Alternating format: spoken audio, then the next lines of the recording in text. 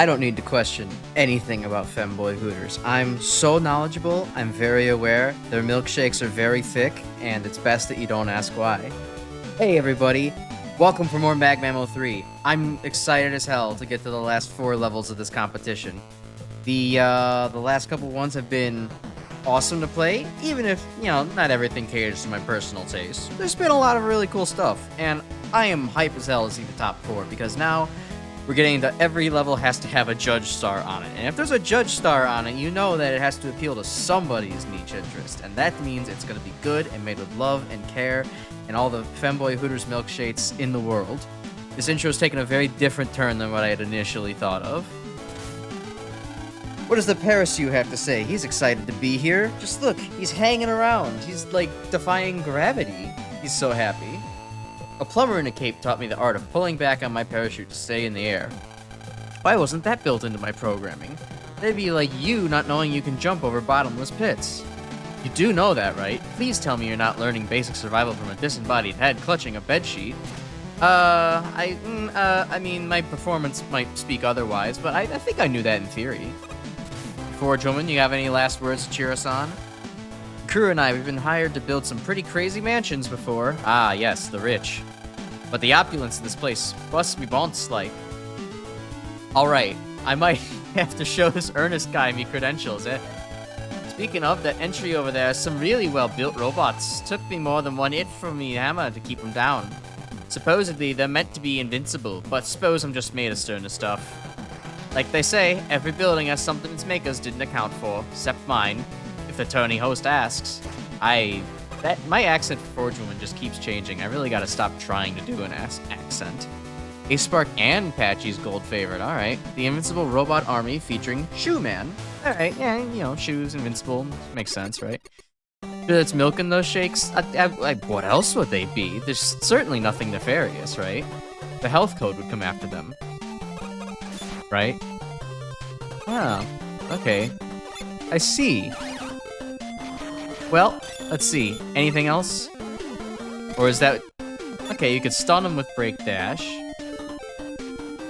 Gotta see the rules here. If Forge Woman's just, you know, talking shit for herself. Or if, no, they do seem to be truly and utterly invincible. Alright, well, that's gonna make for a nice change of pace. That's already got me, interested in what's going on here. Okay, jumping crazy cannon. Interesting. I wasn't expecting that. That wasn't on my 2024 bingo list. Everyone keeps calling you a Teletubby breeding check because I bought an orange jacket. Does it have a TV screen in the middle of it? I mean, that would make you a real Teletubby reject.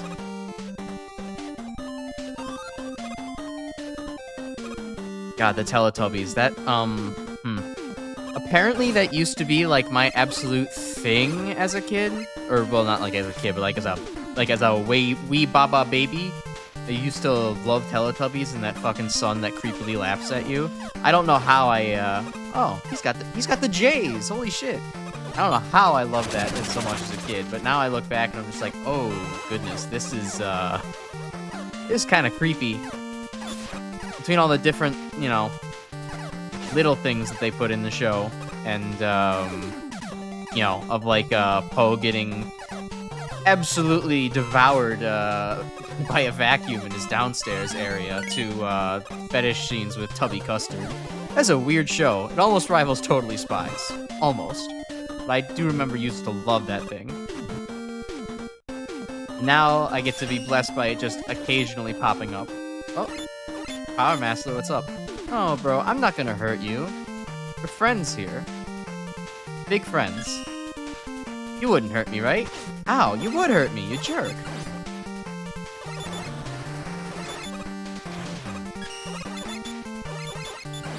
Sweet. This is cool. I like having this. This is... While it is completely unusual to have a stage... Okay. For someone who... Walking sounds? For someone who doesn't like, you know, stages that typically prevent you from actually doing enemy engagement, who typically likes more gimmick engagement kind of things. Oh, that's what's up there. This is actually really cool. Instant death? Instant death. I still got the token anyways. Fuck you. This is really cool. I like this approach to invincible enemies. There's still interaction I can do with them. The stage does something around them. Your weapons can still stun them if you really need to. And in some cases, like with the Power Master there, you could actually use your weapons to kill it, just in an unorthodox fashion. I'm loving this so far. And look, and the stage even teaches you, if you haven't played up to this point, you can just use your break dash to get past an enemy and disable it. It's awesome. This is so cool. Graphics are also pretty good. I wouldn't say they're, maybe they're not peak, but they are certainly good. I'm enjoying what I'm seeing. And interesting, I can actually break dash over small gaps. I would not have expected that. Okay. I didn't think that gap was small enough for me to dash over, but sure. Rush friend, his whole self-proclaimed thing is that he knows Russian bad words, Lamau. That doesn't feel like a very impressive accomplishment when you are packed Russian. It's barely even an accomplishment for a high schooler that wants to think that they're cool by saying, "Oh, I know several languages. I could say a couple of curse words, guys." Which, spoiler, I did know a friend like that. Or I do have a friend who was like that in high school. But yeah, that's not really much for somebody who, is sort of a native speaker, or at the very least has, family members who probably are. Okay, so what's up with this? Do I need to shoot him, or... Oh wait, no, that was a thing, right?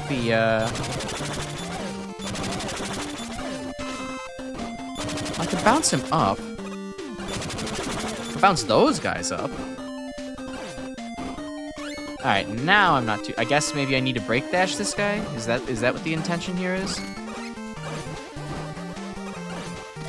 Okay, I guess it is. It's a little weird that the tornado blow doesn't work, considering that it's working on the guys below, but sure, I guess. Aw, I want that. I don't want to go back up for it, though. So, wait a minute. Why is this one immune now? Uh-oh. Oh, because magnet... okay. Alright. Huh.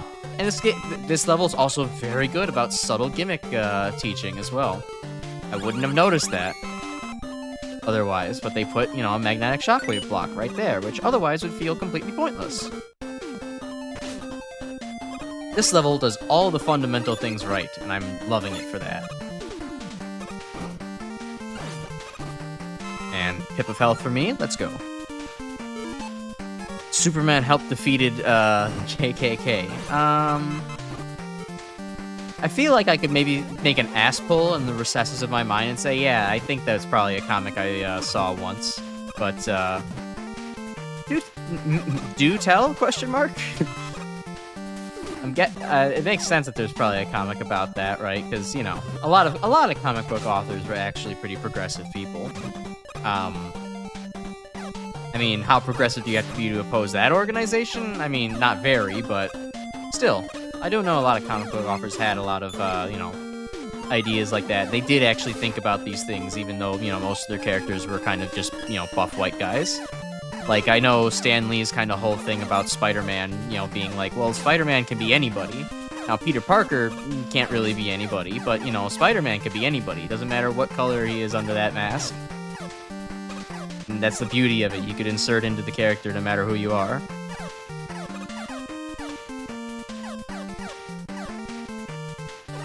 Also say, music here is very nice. It is Mega Man 5 reminiscent in the best ways. There. Hello, you Sigma Rizzler. I hope you're doing extra skibbity tonight. Maybe even a little bit of Phantom. But hopefully you're not in Ohio.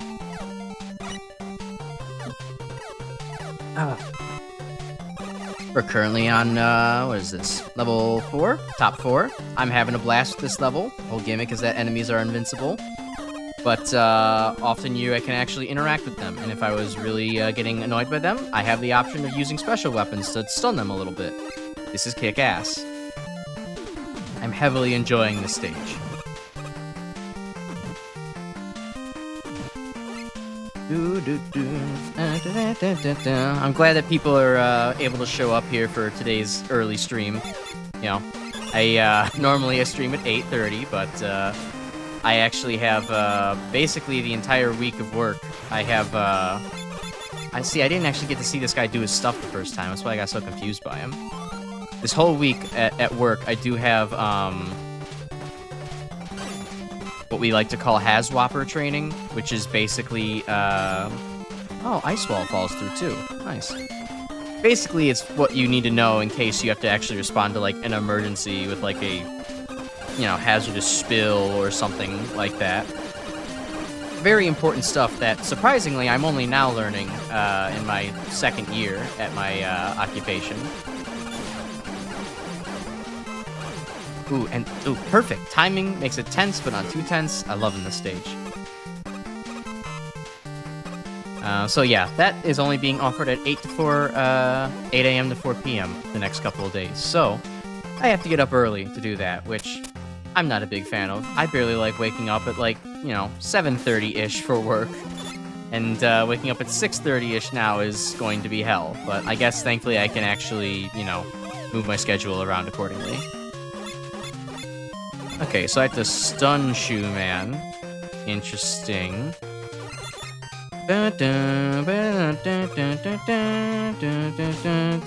Oh, wait. Oh, God, what is this from? Oh, this is the Kirby Wii game music. Oh my God, this is so fucking good.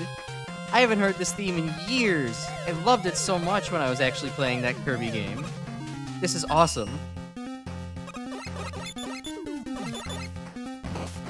Shoe Man's probably gonna get one in on me here. I'm not doing so hot. Yeah, Return to Dreamland. That game was kick-ass. Ah, okay. That followed a lot more slowly than I thought it would be.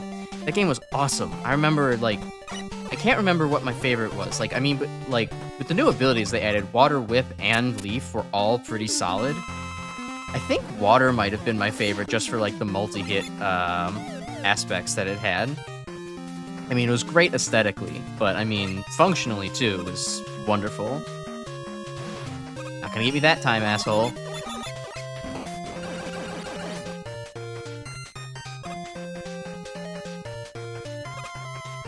And then, yeah, Whip was also one of the most... Actually, wait, yeah, no, Whip was my favorite new one. That one just had such good damage, attack patterns... And it was also just stylish as hell to see Kirby on a whip cracking adventure too. If I ever learn how to do learn how to like capture, you know, console footage, I will probably stream that one day. I mean, I would also love to stream. In addition to all the Mega Man games, I would love to stream all of the Kirby games at some point. That would be fun. But that's a long-away secondary goal. I no-hit this fight? Come on. This is the most difficult one to dodge. Nice! Sweet! And I get that achievement. Nice, nice, nice. Woo! Good shit. How'd you know that I was on the Crash stream? Check your Discord settings. Maybe that'll give the game away. But yeah, wow, that was a fun one. That was really good. I've had difficulty in assessing how I feel about a lot of the levels so far, and, like, you know, which one's actually gonna take my top spot. I think so far this one actually is taking my top spot. I know it's kind of a cop-out to say number 4 is so great, but, like, that really felt like a step up from the previous levels. Everything that I could really ask for is there. A really interesting gimmick that also doesn't completely invalidate, like, you know, the challenge of the enemies and, you know, or your ability to attack them. It somewhat invalidates it, but in a very interesting way. Also not a completely invalidating way. You still have to interact a little bit. It teaches gimmicks extremely well. The music is Maybe it's not the most memorable thing in my head. I don't remember it from the stage, but it is certainly very good. It kept the energy up. The boss music being a great remix of Kirby's Return to Dreamland boss theme. Excellent stuff. Teaching you about how all the weapons interact with the enemies in a very natural way. Mini boss design, good. Mini boss design that helps you to learn about the final boss design, really good. And, Shoe Man being a fun fight that, yes, while invincible, he doesn't take too long to absolutely, burn to the ground, Flame High-Nard style. Takes a decent amount of damage from, the floor gimmick and everything. And is overall a good challenge, but not too easy to just completely, take no damage from. I did actually have to try a little bit, like a pretty good bit there, to stay on my toes and react to whatever he's about to do next. Really, really solid stuff. And, oh god, what else? There's more I could probably say about this stage. I mean, aesthetics are good. Didn't completely knock my socks off, but doesn't need to. It's good. It's solid. It does the Mega Man job, and it has its own sense of style, too, while still remaining kind of generic. I guess the only thing that I would say that maybe doesn't completely make sense about the stage is just why fire and shoes? I mean, I guess the fact that the shoes are protecting a lot of the enemies from fire is decent, because it kind of, makes some sense about, like, it's fire protection, I guess, but also, why does shoe equal fire immunity? Me no. And I guess maybe it's just so that way we're not confusing it with floor spikes, because then that would just look normal, and it wouldn't sound like the gimmick, and it would kind of conflict between what normal behavior of enemies with spikes is. So, I'm willing to give it a pass on that. The theming, a little questionable. Everything else about this stage, magnificent. This is my new favorite stage, and it has overtaken Snorant Pyro's stage and Guitar Man in that respect. Love this. Really, really good. Look, he's a Discord friends and brags about knowing Russian bad words despite being Russian. Cool to the non-Europeans. No, I'm sorry, it's not. To Americans, almost all of us know some of the curses from our ethnic heritage. Like, that's just how it works, having, parents and grandparents that come from the old country, right? Like, hell, even most Americans know what suka bliat means, even if I can't quite pronounce it right. And I know what vaffanculo means in Italian, so, like, I'm just saying, it's maybe not as cool as you think it is. We don't have that playground cred anymore. Congratulations on defeating the Dripster. Thank you. His drip was fresh as fuck, unimaginably tight, but it was no match for me and my Mega Buster. Alright, so, what the judges have to say about this? I'm interested in what the possible detractions from Mick and Shinryu come down to. Maybe just for the fact that enemies aren't really enemies, they're obstacles. But I don't know, I'm interested. Oh, aesthetics, yeah, I mentioned aesthetics kind of take a little bit of a hit, but, Anyways, water time.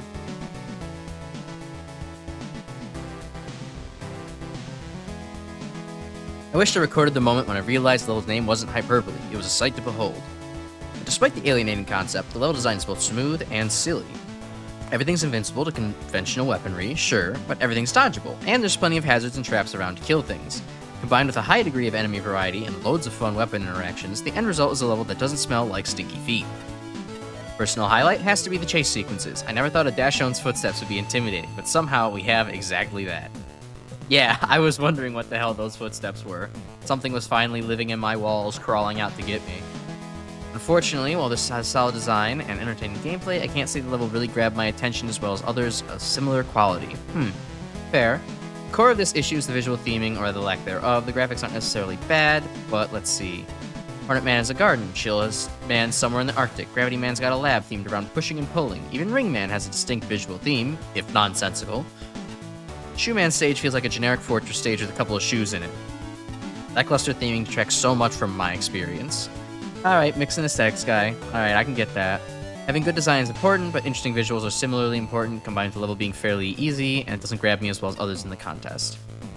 Handles smoothly, bosses live up to creativity. Shoe Master reminds me of Zelda bosses with the 3 hits and dead bit, and he's about everything I want in a mid-boss. though the first time can be an utter pushover, even Buster only. Shoeman himself, probably the most impressive part of the level. Being a respectable boss is one thing, but I appreciate that he hits all the notes of a good Robot Master fight while still using his level gimmick. I particularly like that he has a working weakness, even if it goes a bit into Mega Man 7 territory with how easily it crushes him. Interesting. Didn't try it out. I would have to imagine it's probably Break Dash. He was just plain fun, like a good portion of his level. If this was just a little more visually interesting, it'd probably be one of my favorites.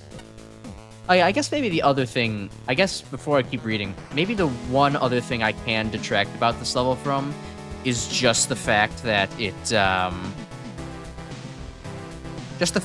kind of doesn't always make the most sense when an enemy is going to just be captured in the floor. I mean, it happens at obvious times with the Shoe Master and with Shoeman, but given that it doesn't consistently happen, for every enemy, in fact, most of them ignore that, it's kind of a little odd when Shoe Master and Shoeman get stuck in the floor that retracts when they're there. That's a little strange. It doesn't even seem to pinch them that well, because of at least graphically. So, but whatever. I had no idea what to expect when I first saw the title of the level. Not only does it turn out to be accurate, but the stage itself is pretty good. That's pretty good. The whole idea behind the level, the fact you can't kill enemies through normal means, opens up a ton of unique ideas, and the level takes great advantage. I also really like how nearly every weapon causes some sort of reaction with the enemies or the platforms. It's a bit more depth to the mechanics here, but at the same time, I can't help but feel it's something of a double-edged sword. To spend so much time showcasing how the weapons affect everything, a decent chunk of this the stage feels like it's stuck in the whole intro segment of intro test master formula. It's not something that ruins the entire stage, far from it, but it's rather noticeable if you're going for the tokens. Yeah, I suppose I didn't really need to pull out the magnetic shockwave or think that there would be a good moment to pull it out ever again in the stage. Beyond that, I only have two other problems. There's the aesthetics. The overall look is fine. It's nothing special, but it's not bad. The giant Dashon, yeah, it does look a little bit bad. I do have to wonder why the creator decided to just to mess with the aspect ratio instead of just, drag the Dashon to be larger in all dimensions. Why only vertically? Did the shoes not fit? If the shoe didn't fit, then you gotta quit on the enemy, that is. It looks really awful compared to everything else. Before I get into my other major issue, stress something else first. I really like Shoeman's boss fight. Few instances of wait for the opening type boss I can think of. It's fun and not that tedious. Really hurts to see how his weakness absolutely trivializes the battle. I know that weapon weaknesses are there to give you an edge, but there's a big difference between having an advantage and completely shutting down the fight. Even with those issues, however, I still think this is a pretty good stage to take this approach that's not seen too often. Great work! Like the Zelda CDI games before. Now see, that's something to brag about in Discord. No one plays those games. Only the weirdos who actually really got into the YouTube poops. It's like, wow, I want to know the source material, but actually bother to do that. Or I guess, I don't know, an unlucky child given one of the least impressive gaming options in the world, would be subject to that experience. It's like kids who had to grow up with Bubsy 3D. What a gaming experience to have as a child, huh? Not abide by this long Dashon slander. Look, it's funny. It just maybe isn't professional. But it's still good. Oh shit, Patchy's pulling out the Neko Arc profile picture. Enemy secret upgrades. Can we defeat it? For the people in the YouTube poops. Good. I really love this one. Really love this one. I couldn't drop the extra really. Sorry, Patchy. Funny sprites of how the enemies interact with your special weapons and the environment, the whole concept, wearing shoes to protect themselves from being burnt, and the stage is still very much played fairly despite that enemies aren't vulnerable to your normal shots. It's brilliant. Weapon blocks are laid out cleverly to demonstrate how the special weapons interact.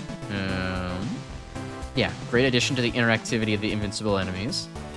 The line platform's a little weird to play with, but the layout of the stage pretty much designs around making enemies behave predictably on them.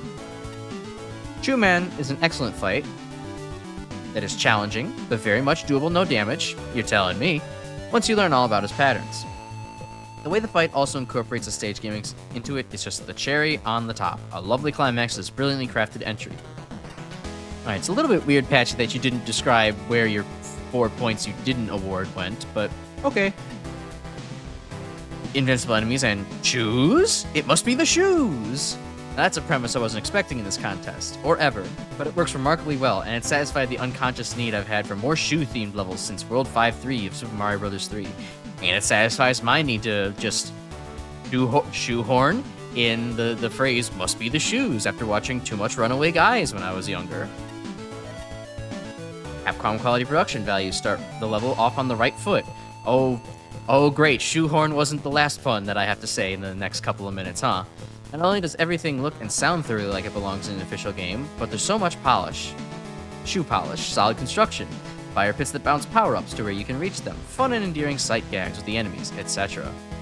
Only a few details aren't quite in step with that standard of quality. I found a couple minor programming oversights. Shoelace platforms don't look shoelacy enough. That's what they're supposed to be? Dashon, funny as it is, appears too stretchy and smooshy for this level, and dweebs like me will find a way to get behind Dashon and ruin everything. Colleague with good old magnet beam, nothing beats that. Some levels cobble together loosely related challenges and call it a day. This one is assembled with great care, presenting a steady difficulty curve and purposeful challenges. Oh, cobble together, damn it, I almost missed that one.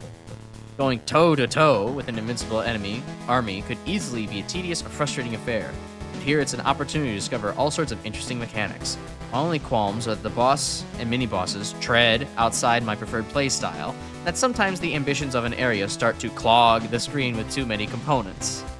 I have consistently complained about levels blatantly advertising what weapon to use on destructible blocks. This is the sole exception. Sole. As if the lovingly crafted enemy and gimmick introductions weren't good enough, this level is laced with barriers that are strategically situated to teach the player a useful trick when destroyed.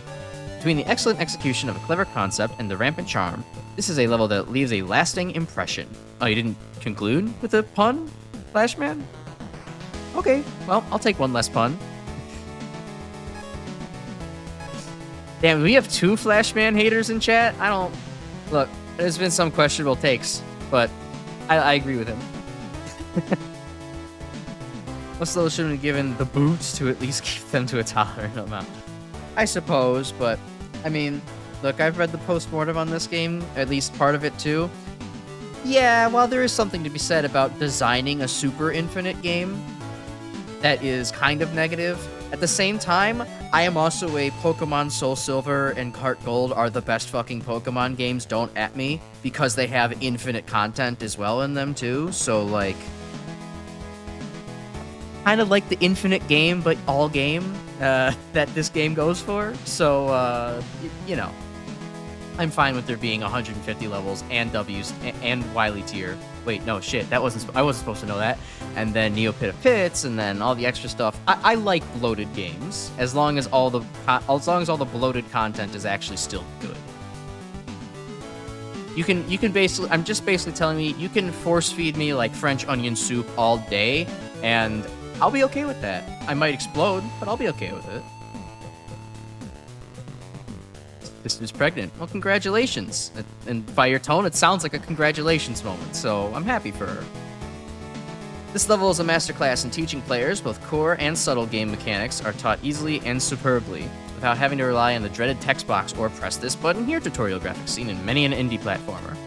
The core mechanics of the level are made clear. You can't hurt enemies. Enemies without shoes can't walk on fire blocks. Boom. Crystal clear mechanic that gets built on from there. Can't praise enough how good this teaching was, but that's not the impressive part. This is a stage that thought, hang on, the player is starting with a full weapon set. Maybe we can do something with that. We have breakable weapon blocks. This is the key method used to show, not tell, its interactions. I could highlight some moments throughout because there's many, but we'd be here all day, so let's name the most noteworthy. The room with the breakable tornado blow blocks. It's an optional path, and players hunting for tokens will be instantly rewarded. By opening the path, the player is shown that this weapon knocks enemies on their butt, but not just that, in one fell swoop, it's shown that butt-first enemies are also not protected from the fire blocks. So yes, I appreciate... Oh, it does? Oh. Oh, I also just timed the crazy cannon room instead of doing the tornado blow stuff, huh? I see. So yes, I appreciate when a contest stage builds around the player's toys, rather than arbitrarily taking them away out of fear of breaking my pure stage design. It helps then that the stage constantly builds on the mechanics. It's an absolute ton of mileage with that. By the end of the stage, I was satisfied this stage explored its mechanics about as well as I could ask, and I could ask for a little bit more. And thanks to the weapon interactions, I found this level quite replayable once the puzzle elements wore off. I bet I could probably have... This is the stage I could probably have a bunch of fun in just playing alone and just using my weapons everywhere to actually interact with the shoelace platforms. But as it stands, there's really not much reason for me to actually bother trying. If I had one main complaint, it's that aesthetically, whilst the shoeing enemies and new animation system are really, really cute, the actual level itself is plain to a fault. Could have done more with the tile set. I could have done more with the tile set variety. Okay, A-Spark, I thought we were going to have nothing to object to here, but come on. Come on, you're really gonna say I could have done more with the tile set variety? A little bit arrogant. Foreground in particular is hopelessly generic. Its personality is lacking. Foreground? No, the background. It's all dark. What are you saying? Never a fan of weirdly stretched enemies. I understand the Dashon's a joke, so it's a personal pet peeve. Let's end with Shoe Man himself. He's good. He's one of the bosses in this contest where I felt compelled to master no damage. Some of his timing is awkward, sure, but you can adapt. He's a super original fight, and I love him. All in all, it's one of my favorite stages in the contest. It'll be tough to choose between this and some of the others. Excellent work. Please understand, I cannot move on from my Flashman Blood Rivalry bit. It's core to the Ilvo stream experience now. Yeah, I guess so. You gotta commit to the bit, right? You can't just back down. Otherwise, you know, people on Twitter are gonna laugh at you or something, right? Are you someone who likes Fallout 4 Radiant quests? I am actually someone who does not enjoy Fallout really at all. I played Fallout 3, until I got to level 20, and then I said, wait a minute, this game's actually boring the hell out of me. So I had to stop. Yeah, sorry, I don't know, Bethesda game design really ain't it for me. Skyrim also didn't do it for me, and I mean, I could try New Vegas, but what's the point? Just use Tornado Blow to enter the room and... Yeah, exactly. Well, I didn't ram my face through it. I elegantly dodged at least 90% of the bullets that came through my way. Just a little thing that you get from being cool. Don't mind the funsies. Yeah, no, I mean, I don't mind them too much. I mean, Flashman executes them pretty well, but as we've established in the stream, no puns. Phobia of dogs. Nah, I don't think that's too crazy. Honestly, I kind of have a small phobia of dogs too, because I think I mentioned this before. When I was like a little kid, like single digits or younger, I maybe just sort of fucked with my aunt's dog by chasing her with the vacuum cleaner until I got bit, and was like, why'd the dog bite me? I do not get it. Wah. And yeah, so I maybe a little bit afraid of dogs, but not that much today. I can understand that though. Bark at you though. They're walking outside to the store. Yeah, that's dogs though. Dogs be barking. Bitches be shopping. Dogs be barking. You know how it is. Blarr! Spike wall man. I hope that I just yelled that right into the mic. I hope that wasn't too loud. Is that what I'm supposed to say? I don't know how to navigate social situations. Me neither. Normally people just walk inside me and die. Me too. There's so much in common, Spike wall man. Harry, man, I wish I were covered with spikes. But I'm like all my brethren, I'm covered in ice cream cones. Oh. Why else would we roll around so much? Ice cream doesn't churn itself. Right. But you should be in a McWiley's then. I don't think you should be in Needleman stage. Joke invalidated. Big Stomper. Here's a wild story. I was stomping around, minding my own business, out of nowhere. A flying mustache appeared. And right on my face it did. Fit get it off. Maybe if I could slide, shoot, or teleport, that might shake it loose. I could remove your mustache. Try rubbing my mustache on other people until it came off. Sweet. Oh shit. Hold on. Reset. No, hold on. I know there's a thing to do with that. Oh, there's shoes in the background. I only just noticed. See, it was worth coming back here and failing that. Bad end. Bad end. Don't kill anybody to get here. Pacifists only. I'll remove your mustache. Alright, great. Now, where's Cutman? That's not Cutman. This is Cutman. Please find my scissors. There you go.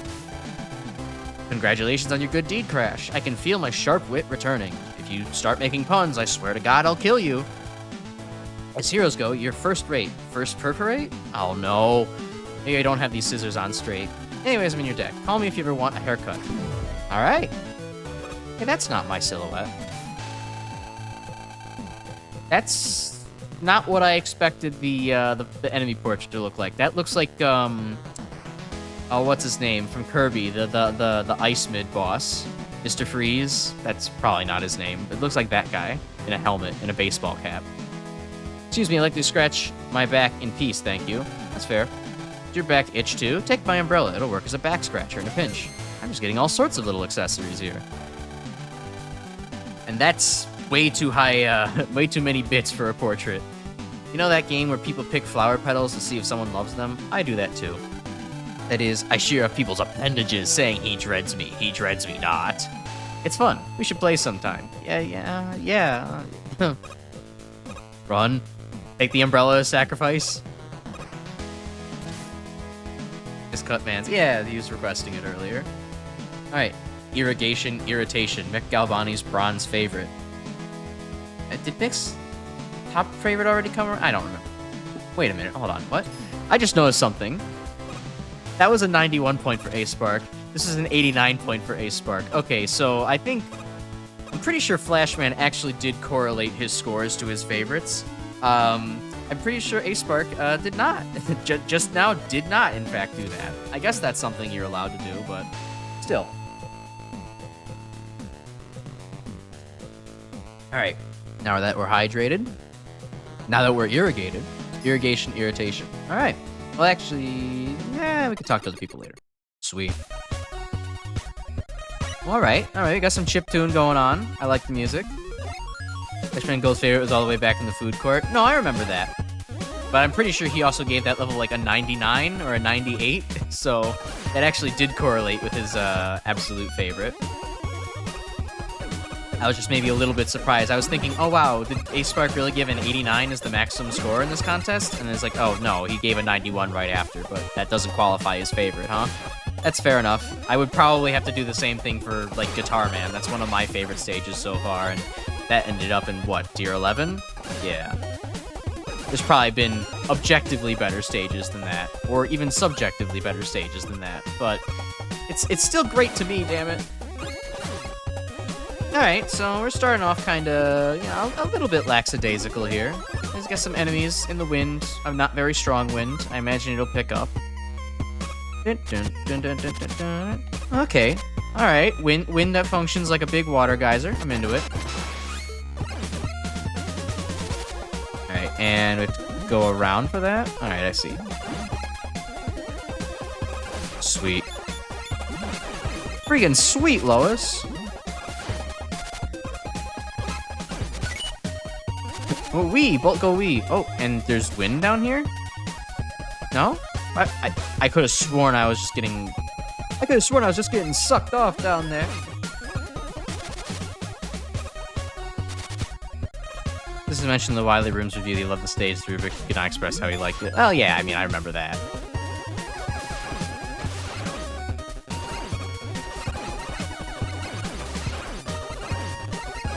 I mean, I think that's totally fair. I mean, I think it's fair to, you know, disregard your score for favoritism. Or to express your favorite. Because, yeah, what if the rubric doesn't exactly reflect what you like? Like, you know, for someone like me, I couldn't really give much of a shit about the aesthetic qualities of Shoeman's stage, but, you know, it is part of the rubric. So you gotta kind of score it that way. But that doesn't mean you have to form all of your opinions by it. It's just, you know, a good metric to work off of. Also, this ink is very permanent. I gotta get out of here before, you know, somebody accuses me of blackface.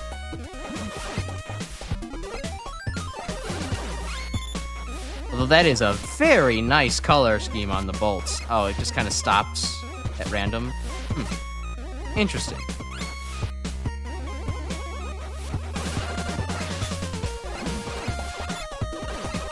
Alright, I mean, so far the enemy challenges are competent, although I would say they are maybe a little bit generic. I'm not really feeling anything interesting about them. Is there something... Oh, that was weird. Oh, and that's how I get out of it. I see. Alright, is there anything to the right there? AirPods in your eyes. You're what down where? Don't worry about it. I didn't... I never said anything. You have AirPods in your eyes. The truck is coming. Alright, take me to my isekai fantasy. Take me, Truck-kun. I have open arms. I will actually immediately refute that statement. I do not watch... I barely watch anime as is, and I certainly don't fucking watch isekais. Ah, I didn't expect that interaction. That's cool. It's a very, I don't know. My life, perhaps this is a bit braggy to say in the modern era as a Gen Z, but like, you know, my life is pretty good. I don't need to have a fantasy to escape to a different world like that. I mean, video games accomplish that for me already. I don't need to completely go, you know, wild. I don't need to have fucking reincarnate in a world where there's like 6 elves just absolutely fawning over me. I have 6 human beings somewhat fawning over me in chat right now. It's, you know, it works. Skite in 20xx's hand is a buster. Now hold on. Now you're cooking. I might actually subscribe to that. I would absolutely... Alright. If it was made by anybody but Elon Muskrat himself, I would absolutely start doing, like, you know, human cybernetic augments. I think that would be rad as fuck. I would reject my humanity, JoJo, in order to become robot. If only this helicopter was a little bit higher, it would justify the use of that wind tunnel. As it is, it doesn't really. Biscuit hunting... But nothing there, because the scrap your guns, because the Brits are coming. If that was meant to come in separate lines, it did not. So, unfortunate. It's illegible now. Go back, do not cross go, do not collect 200 pounds. Because I made 9 swap weapons. Yeah, it shows that I'm not a big Mega Man 9 enjoyer. I know that you're Mega Man 9's biggest defender, sir, but, well, that's just another point we'll have to agree to disagree on.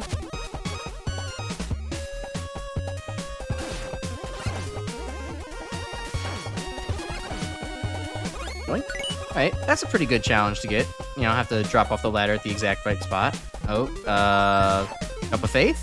Alright, well, I didn't see any universe in which I was getting back on the ladder or out of that. I guess I could have tried to slide onto the ladder, but... The disagreement is called contents? Damn, you're right. I should actually just disagree with you more vehemently then. I should get angrier and angrier until we can't tell what the dividing line between seriousness and banter is, and we just actually start having Twitter beef. It'll get clicks. Alright, I feel like the stage would really flow well if I just gave if I threw caution to the wind and just fucking, you know, did whatever I wanted, or just held left when I got into one of those wind columns. But I don't really have that level of confidence in levels. I also, apparently, this stream, I'm being really good about accidentally making puns. I dislike making puns so much that I always have to, when I realize I'm going to say them, I have to stop and discredit what I'm about to say and be like, okay, hold on. No, I didn't mean to say caution to the wind, but I guess that is also what I meant to say.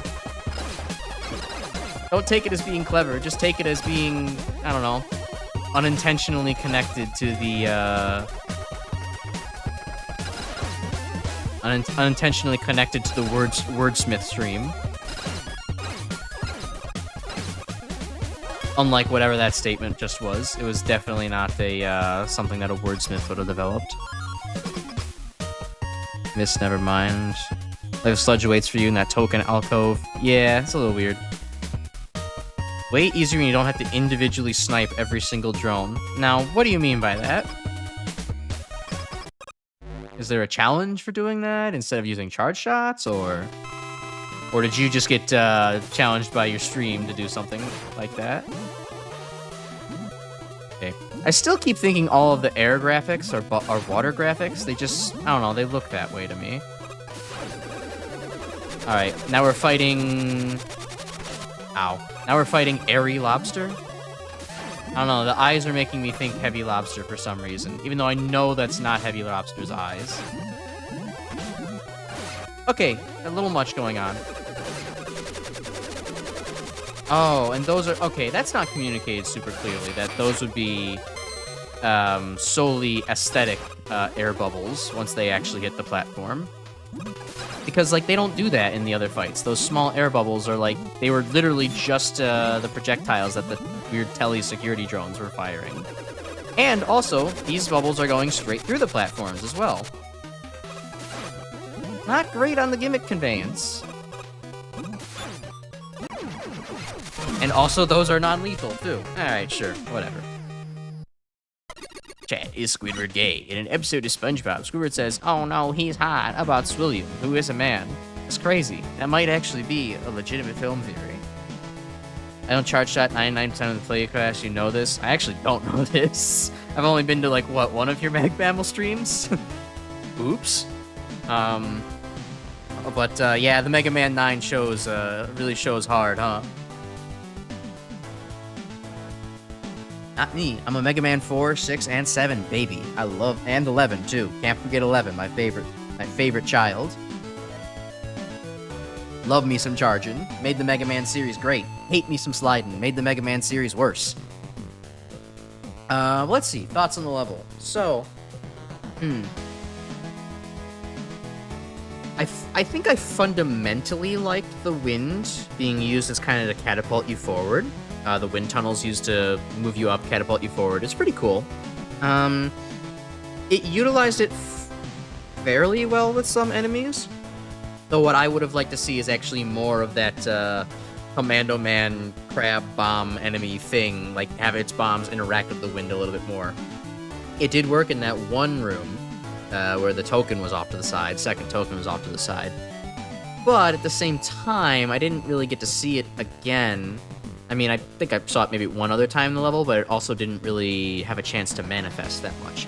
The wind tunnel tried to interact with the mini-boss, the helicopter mini-boss, but the helicopter mini-boss also flies low enough for me to not have to actually bother using that. In fact, it's easier to not bother using that, because it makes the missile it shoots harder to dodge. So that's a strike against something. Whenever you have a gimmick that the player actively does not want to use because it makes things harder, that's not a good sign. Music good, didn't stand out too much.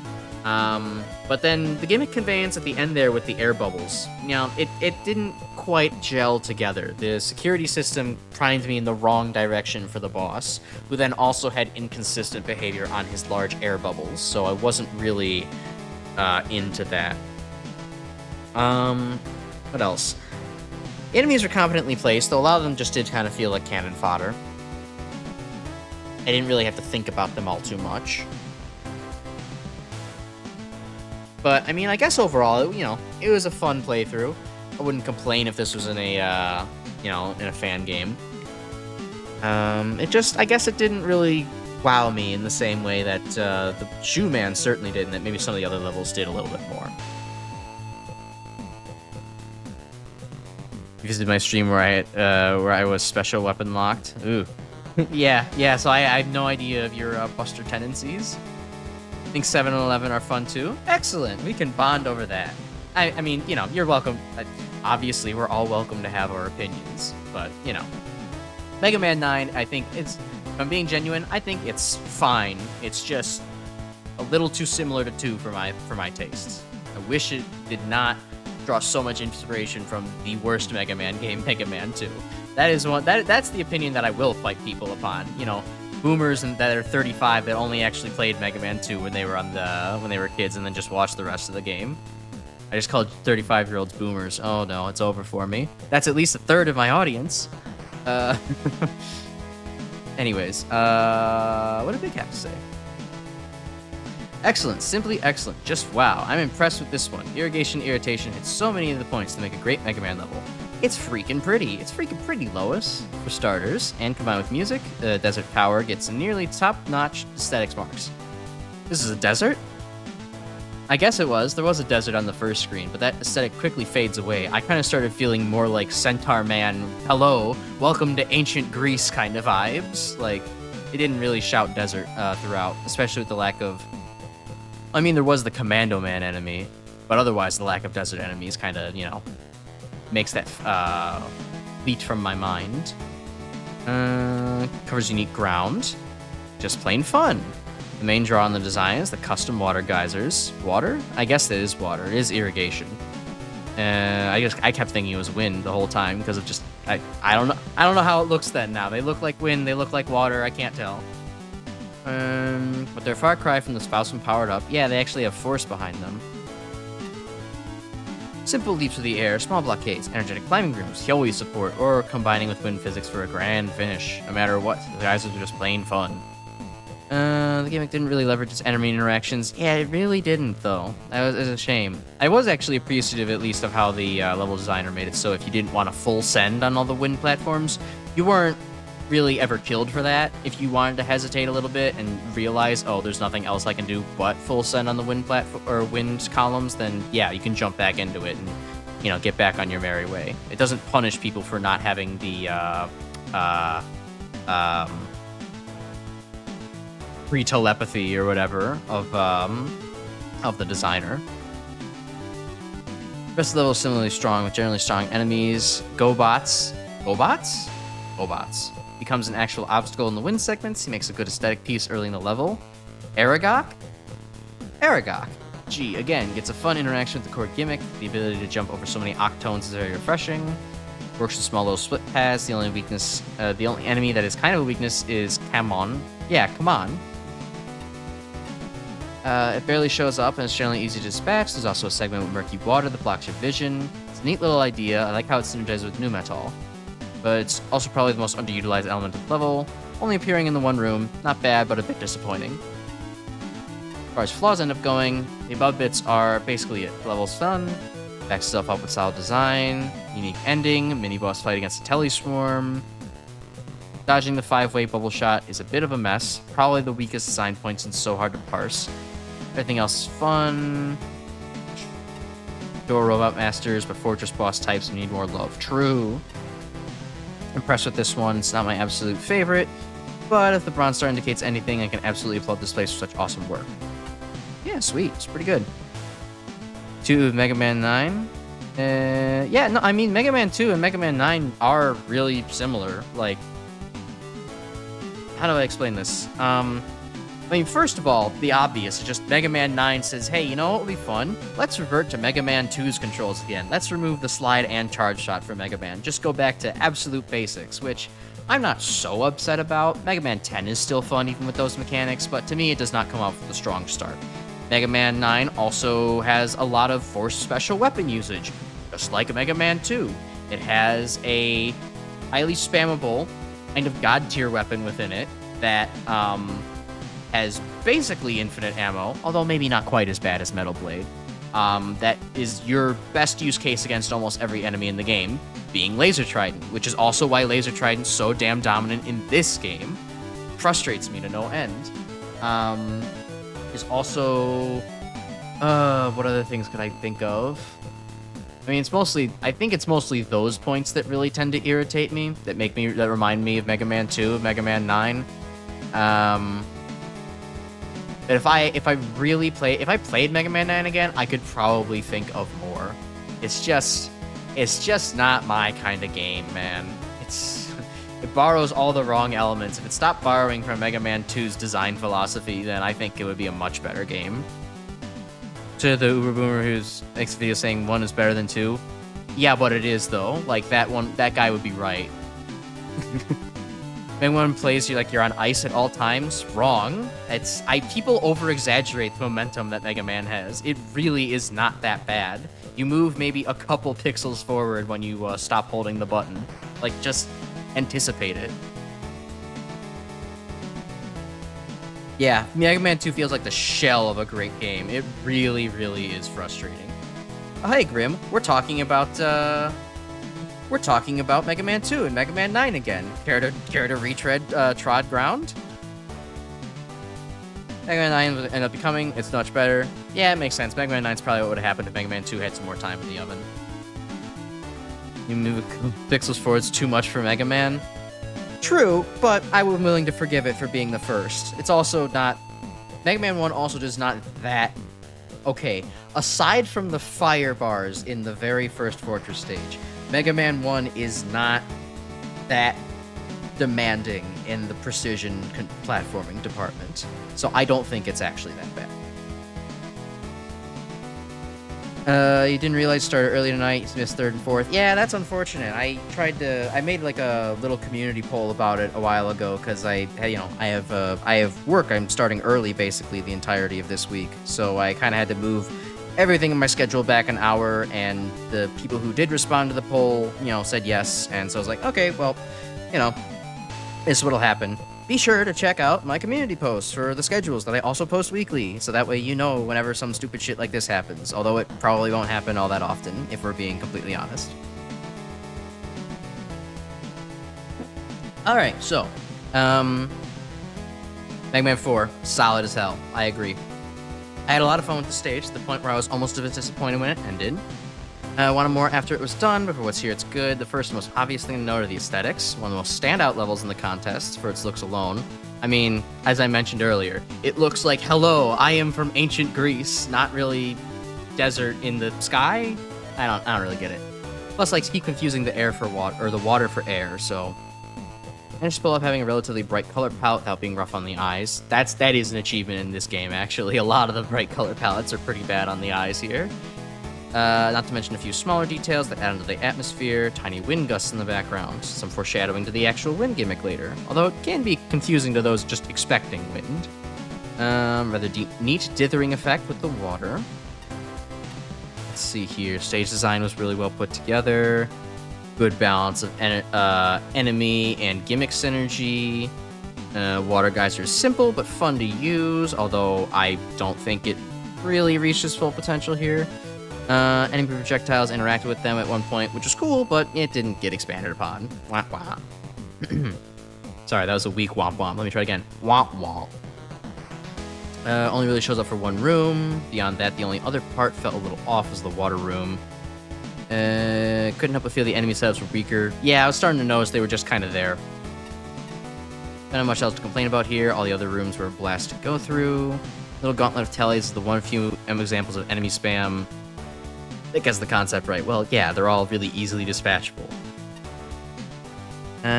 Built-in counter projectile for when you kill them, you still have advantage on account of their inherent squishiness, along with actually being able to anticipate their naturally escalating waves. End boss himself, fun design, good range. Battle doesn't overstay its welcome. Let's see, fly off in directions they want to. It's a little hard to tell what move to avoid it. One minor gripe with an otherwise solid boss fight. Yeah, I had more gripes, but... Am I in danger? MaGMML 4 enjoyers are slowly going extinct.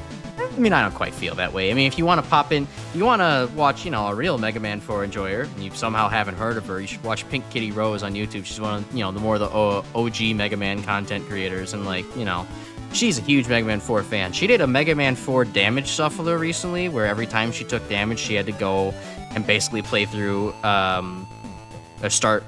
switch into a playthrough of a different MaGMML 4 ROM. It's usually just a character swap, but did that for several hours in a row. And yeah, MaGMML 4, it's pretty kino. It's not my favorite anymore, but it is still pretty solid.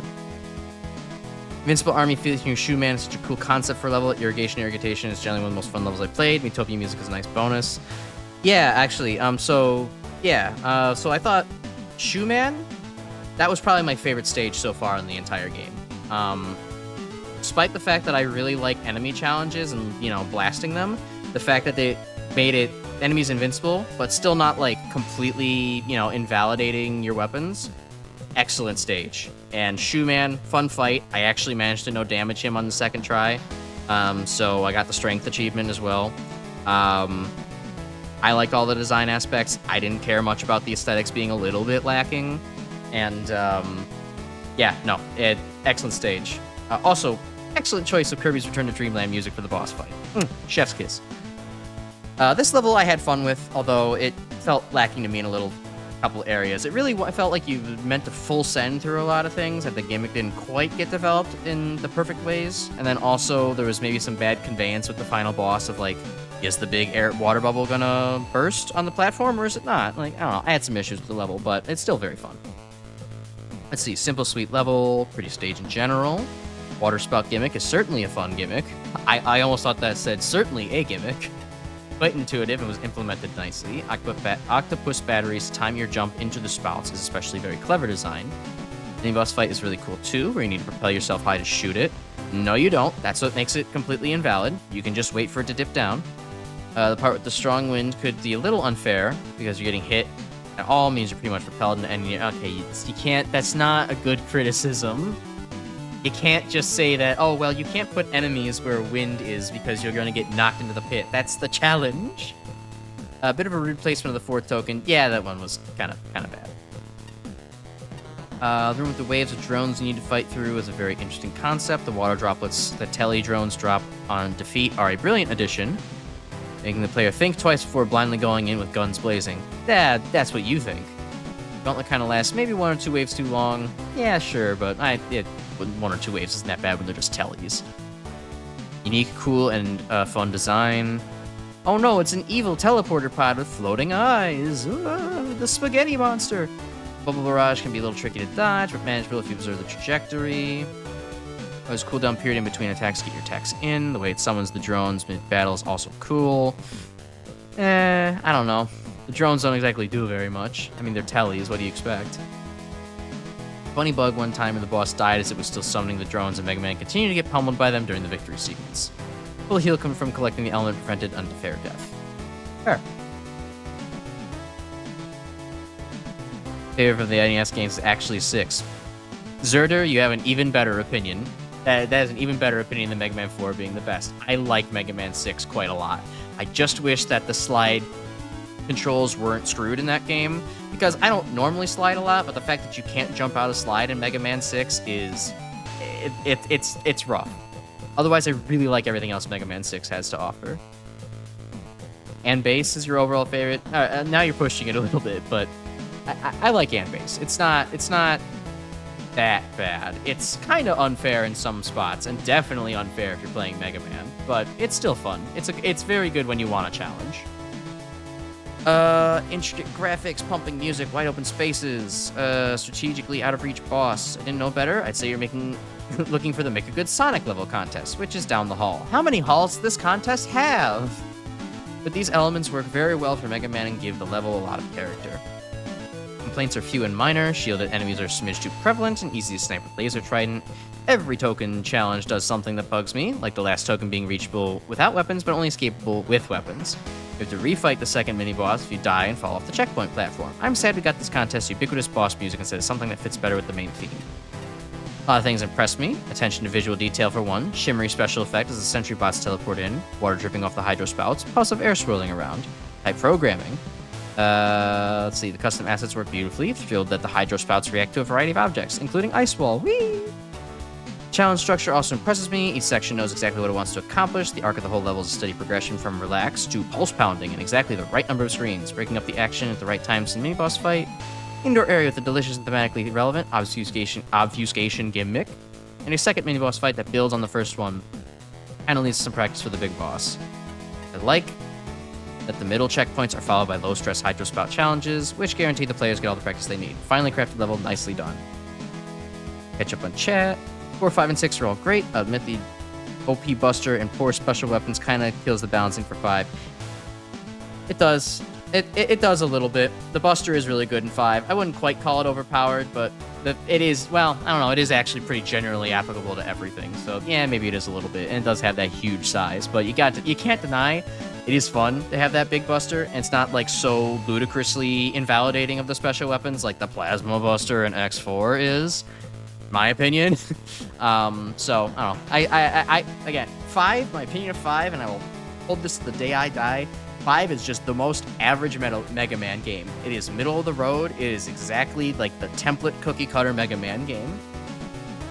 And it's good. But that's all it is. It's good. Does decide to continue making Mega Man games on the NES. Would have gotten some outstanding games with 9 and 10 or any indication. Oh yeah, true. Play 6, the improvement hack that lets me slide jump as a bonus to fix the sound issues. Yeah, no, that would actually be nice to pick up on, honestly. If I do a Mega Man 6 playthrough here, I'm probably just going to suck it up and do the Legacy Collection, because it's the easiest and I have it already. But, you know, there's a chance that I might play the improvement mod at some point, because, like, that would greatly improved my replay experience in Mega Man 6. Like, people will complain about Mega Man 1 having some slightly icy controls. That doesn't bother me. Mega Man 6 not jumping out of a slide, that does bother me, because no other game is like that, and it's really crucial to your, like, actual, you know, just actual playing ability. Your skills are going to go down if you don't have that option. Yeah, Doom. It's still, people really get stuff going with that, and they start running it on calculators and pregnancy tests and all that crazy shit.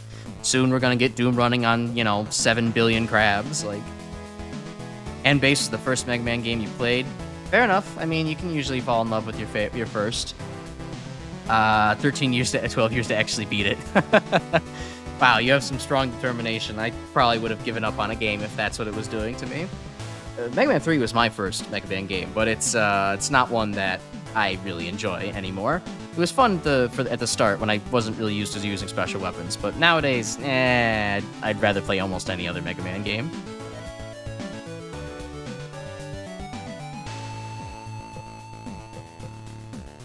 This is faster movement, ain't for everybody though.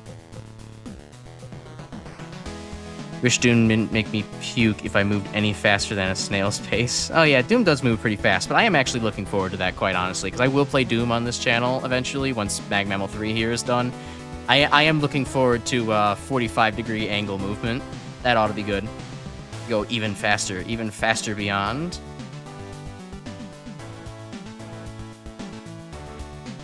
Okay, let's get on to Ace Sparks' comments. So, the stage is a blast to run through. Feels very much like it'd fit in Mega Man 9 or 10. Yeah, I guess.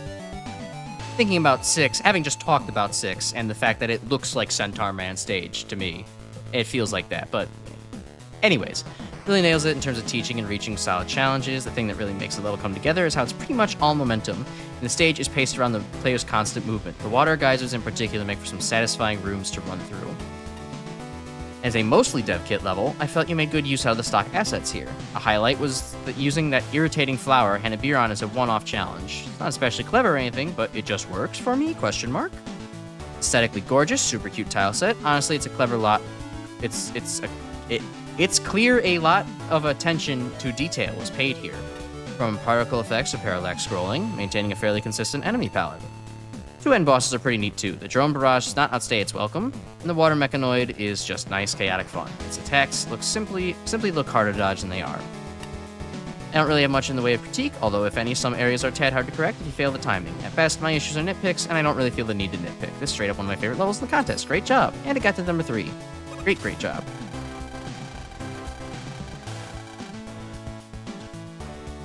Experiments the way to go. Don't forget Doom running on gut bacteria. Oh yeah, I think I remember seeing that. Next we'll actually have Doom running on Brownian motion of nanoparticles. That ought to be fun. Somehow we'll be able to control that semi-random motion in order to actually create Doom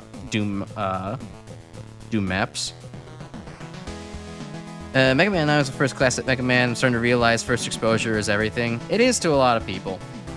I held Mega Man 3 in high regard for a while before I started hating it, but then I just kind of, as I played through all the Mega Man games over and over, I just started realizing that actually I don't like Mega Man 3 very much. It's like, it's got lots of like weird glitchy shit. It has, special weapons that, in the words of Flashman85/Gemini Laser/Nathaniel Hoover from GameCola.net, it all fires a small projectile in a straight line. Not fun. And then, I like the concept of the Doc Robot stages, but every time I actually try to replay the Doc Robot stages, I'm like, oh wow, most of these are ass, actually. So, oops. And then the Fortress difficulty just drops off a cliff, so. First Mega Man game was the original iPhone port of 2, followed shortly by the iPhone port of X1. Both were demos. Huh. Wow, that's a pretty new school way of actually experiencing it. I think I remember first experiencing Mega Man through, I first got 3 through the Virtual Console on the Wii, and then I just started finding, free online game sites that were just kind of like, wow, here, play this totally real and original arcade game called Mega Man 5. Like, that's where I, got my exposure to the rest of the games, outside of YouTube, that is. Was the idea of Mega Man being the hardest thing you could play? Fair. Yeah, what's your opinion on X6 then? I guess you're always biased towards it first. I think the first Mega Man game was X1. X2 is way better. Show shit, what up? Yo, what up? Boys, the mobile ports sucked. Yeah, I can't imagine they were very good for precision. Can't imagine playing Mega Man on a phone. Keyboard gang all the way with Mega Man. I used to be, and then I was actually like, oh wow, controller good. Can't really go back to Vanilla 3. Revamped Enjoyer. Top spin worked in Mega Man 3, like how it works in 1R, but hand stun be my favorite weapon. I don't know exactly how it works in 1R, but I can understand your sentiment there. It is a shame that top spin is as buggy, or maybe not buggy, but as poorly designed as it actually is in Mega Man 3. That being said, it's still useful, but you just have to know exactly which enemies it's useful on, which does kind of, hinder it a little bit. Ever Mega Man game was Z1. 01's a pretty good choice. A lot of people hate on 01 for some reason. I won't stand by the 01 slander. I think 01 and 04 are the best Mega Man Zero games. I don't know what people are on about with 2 and 3, but because 2 and 3 are just more of the bloat that you get to see in X5 and X6 with like, here's a billion parts, go out there. Are any of them well designed? I don't know, fuck you. We're Capcom, we make money. So, I like that X1 and X4 have a much more controlled design philosophy. Not a fan that in X1 you need to grind up all of your weapons to actually, make them like maximum functionality, but it's something I can deal with. I'll never understand humans' tendencies to throw celebrations over the smallest of things. Oh, this is a pretty big thing. This is a pretty large game. Like, come on. Those small joys are what keeps us going, but I wish we could celebrate the advent of justice more often, rather than having to fight for it every day of our lives. It's a rather grisly truth. Oh man, you Cerberus man, you're getting a little political for this stream, especially in November in America. We gotta back off a little bit. What is the Yappy? Oh my god, the Yappy flower is going fucking crazy. I didn't think you would go turbo like that. I wonder what I taste like. I don't want to know. I found this strange flower and decided to nurture it. Now it follows me around, commenting on everything I do. I'm conflicted. Should I try to abandon it in one of the simulations? No, Hornet Man, don't do that. I'll leave it in your care. No! Don't do this to me! Wonderful companion to you. Yeah, about that. Catch your reflection. Oh my god. Catch your reflection in the glass. How do you look? Sanguine, enervated, flummoxed, cantankerous, phlegmatic, ebullient, pulchritudinous, inconceivable, imperceptible. Well, I would not be imperceptible because then I would be a vampire. I'm gonna go with one of the two words here that I've never heard and don't know what they mean. I'm gonna go with pulchritudinous. Darn tootin' your pulchritudinous. Of all the costumes you could have bought at the hotel, this look suits you the best. Because it's mine. The glass is too smudgy to tell what you look like, so this is pure conjecture. But you're a beautiful blur. A blue blur, one might say. We started with a virtual console for my parents. Got gift cards earlier in my life. Yeah. I ended up just getting a lot of Visa gift cards as a kid, so that was like a perfect place for me to spend that kind of, help money. Milk noises. Fun. Oh, a treble fountain. That's cool. Where's the bass fountain? Where's him pissing into the background? That's what a bass fountain looked like. It'd be like one of those Dennis the Menace little things that boomers love to have. So the toughest warriors find enlightenment under waterfalls. The fighter in that simulation seems to be one of them. He derives strength from water. If I'm hunted, my prey must first understand it, and to understand it, I must imitate it. It's quite cold, I must admit, but I shall endure. I'll do the same thing as you. Just call me Copy Man. I think 01's fine, not a great start for newcomers. Yeah, it could be kind of tough. 04 over 3 over 1 over 2.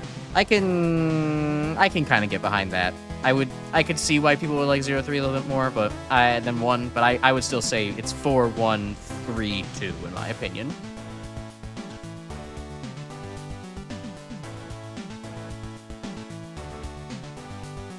First, I hated my time with 01 during my first playthrough. Very insistent on not using cyber elves. Oh, I mean, yeah, the game makes fun of you for using cyber elves. It sucks in that sense. That's the one thing I don't like, that there's a ranking system in any of the 0 games, but at the very least in 0, 1, and 4, you can just completely ignore them and just, plug your ears to the hater that is the fucking game. So, like, Oh, but that's a great point, Ilvo. Don't use the Cyber Elves, because they die, and that's cruel. Zero wouldn't kill people. Ain't the fact that the Zero Series guilds would be... Yeah, they're bad. Can't hate Zero 2. I think they started refining the combo system a bit more. Zero 1's a little too easy to cheese. Yeah, Zero 1's combo system was kind of non-existent. I just wish that the combo system was more obvious in the Zero series. Like, it doesn't really, like, make itself obvious how it works. Like, you kind of just have to play around with what attacks can combo into each other and don't get overwritten by the iframes of the previous attack. Like, if there was like if I were to design a Zero fan game, what I would do is I would have a combo number listed on the screen that would show you what the priority of the attack actually is. So that way you could much more easily, I don't know, have like a training dummy you could practice on stringing things together and understand what the numbers are. That way the difficulty isn't in, the difficulty's in execution. The difficulty's no longer in figuring out what the fuck is a combo. You know? I think that's fine. Bluebird, but too slow. Yeah, maybe a little bit. I don't, no one uses Rush Bike around here, so. But I don't know, I think Zero 2 is honestly fine. It does have a lot of bullshit design in the latter half. I was kind of not having fun with that. But, ooh, Beatman. Well, these are pretty graphics. We're in a greenhouse. Nice. Like, Zero 2 does have some bullshit design, I'll give you that, and the grappling rod is the worst thing ever invented as well, because it just does not fucking work, or it works too well and allows you to just zip through the Japanese version, so there's problems with 2, but I'll also say it's not completely unplayable ass. I would play it over other Mega Man games. I would play it over Mega Man 2, that's for damn sure. So I can't land on you guys. What's the big idea here? The magnet beam onto you? Huh?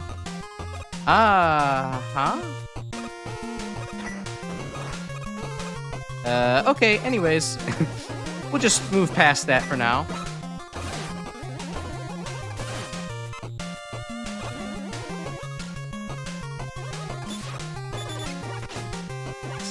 Yick demo stream is updated. Prepare to get yicked. Yeah, I was, for everyone else, I was in, Ilvo was playing a Yick demo stream yesterday for whatever, I don't know, new Yick thing got released the other day. I don't know shit about that game. Does anybody else know anything about this game? Does anyone else have opinions about it besides, like, I don't know, I've heard it's bad? Like, I don't know. Aside of the main protagonist being an absolute cringelord, which I'm pretty sure has to be intentional, right? Please let it be intentional. I was actually kind of fucking with a lot of the things from the game. The weird aesthetics was really tingling the earthbound brain cells. Hit priority counter to make things easier to learn. Yeah, it would definitely be real good. Love that. Cyber gives you max rank for a level. I mean, who cares about them? They aren't characters. Oh, but you aren't. Then you aren't the savior. You aren't the hero. You have to care about the little elves.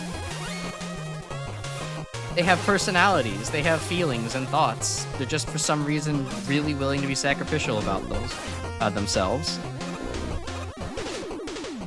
Was that a nasty... Oh, I want to hear that nasty-ass frog ribbit again.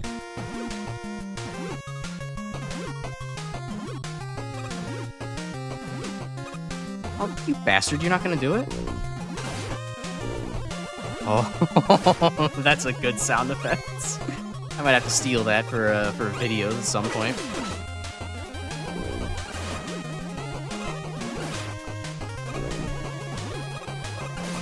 But yeah, I mean, then that's also a thing, though. It's like, well, you used the Cyber Elf once to, you know, get max rank on something, then you're never gonna get it again. And, well, I mean, maybe not never, but still, it's stupid and counterintuitive. I hate how all the elves are used in every single iteration of the Zero games. They're a little bit better in 4, but they're still not great. Oh, this is a fun use of the carrot. Also, I haven't been commentating on the level at all, but I am really enjoying the use of the different root vegetables. It makes for very, you know, interesting combinations. They're all doing something a little bit different, and they're all distinct, they're all recognizable. One of them's actually an enemy, which is fun. I'm really trying to get this E-Tank just to see how it works. Sweet. And all the other custom enemies are pretty cute. And the music is tickling a nice little spot in my ear. I'm loving it. Got a good energy to it. It kind of reminds me of Neon Man's music from MaGMML3, which is actually something I routinely listen to on my own. It's on my liked videos playlist. I'm enjoying this. Okay, interesting. Huh. Someone wanted to... Alright, that might be a highlight. I didn't expect to get crushed by the fucking bird's nest. I mean, I kind of did, but I also kind of didn't. That was funny. I wasn't expecting somebody to reinvent the hippo platter and make it more dangerous. Let's see. I was opinions with me. Beatman is the best aesthetics in the entire game, no question. Yeah, it does really round out everything really nicely. I also like how the most out-of-place enemy, being the Metars, are mushrooms, because they're not plants. It's great. Then you choose the uncharged chain run combat outside of pulling off the Joe guys. Oh yeah, and that's the other thing that I actually really hate about 02 is that the Joes, there's so many of those fucking Sniper Joe analogs, and just generally so many of the enemies in 02 are invincible. It is absolutely a gigantic pain in the ass to fight. It's not fun. So yeah, I guess 02 is kind of hot ass in some regards, but it's not completely unplayable. Also, the frogs actually do something special if you don't charge shot them. Interesting. I guess that's a good way to kind of, you know, discourage buster spam.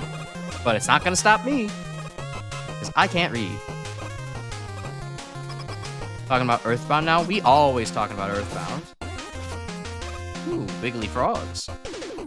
Alex was meant to be annoying on purpose. They overdid it and backpedaled at the same time. Yeah, they definitely did overdo it a little bit.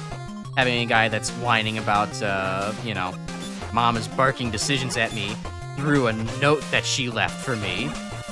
And then also, like, the only other thing I mentioned I also know about Yik is that at one point, fucking, the character calls a Korean girl exotic, and it's like, alright, I get that this is an insufferable character, but, like, can we maybe not? I guess that's the point, though. He is meant to be insufferable. He's not really hero or glorified for it, so. Do I just die if I... Oh, no. Okay, cool. I just get stuck. Oh, and I get muddy. Sweet. And I wash off. Okay, yeah, the aesthetics in this are absolutely top-notch. You're right, Grimspecs. This is the most aesthetically pleasing stage.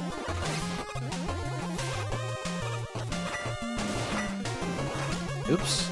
Screwed that up. Now I gotta wait here while I have root vegetables thrown at me.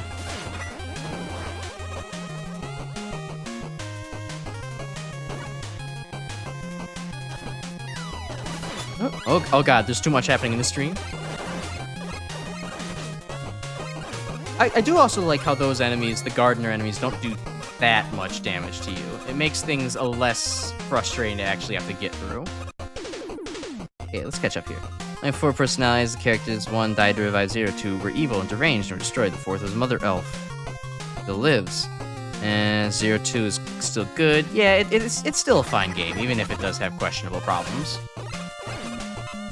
It is playable. Although maybe we should be going for a higher bar than playable. Yeah, it's better than some of the other games in the Mega Man franchise. Okay, that's, if you approach the screen from the wrong direction, you're fucked. That's a little bit rude. Last OST in 02 is pretty good, though. Yeah. Oh, yeah, and then Alex Dick being a little bit of a jerk. Yeah, it's pretty bad. I'll say 02 does have one of the better... I think 02 probably has my favorite overall musical direction of the Zero games. Anything for going down... Oh, shit, there was something for going down that way. Nice. It rewards a curious player.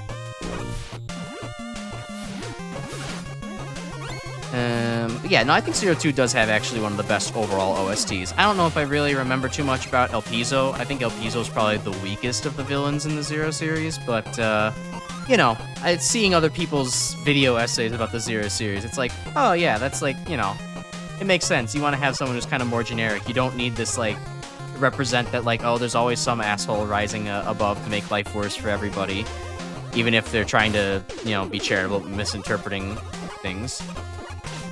Okay, I see what they're going for here. It's a bit of an annoying enemy combo, though. So, but, I mean, otherwise, I don't know. Appeasal comes off as a little bit too weak for my preferences. Well, yick yick. It's supposed to sound like they're disgusted, like, yeah. Huh. Interesting, but definitely doesn't, it definitely doesn't come off that way.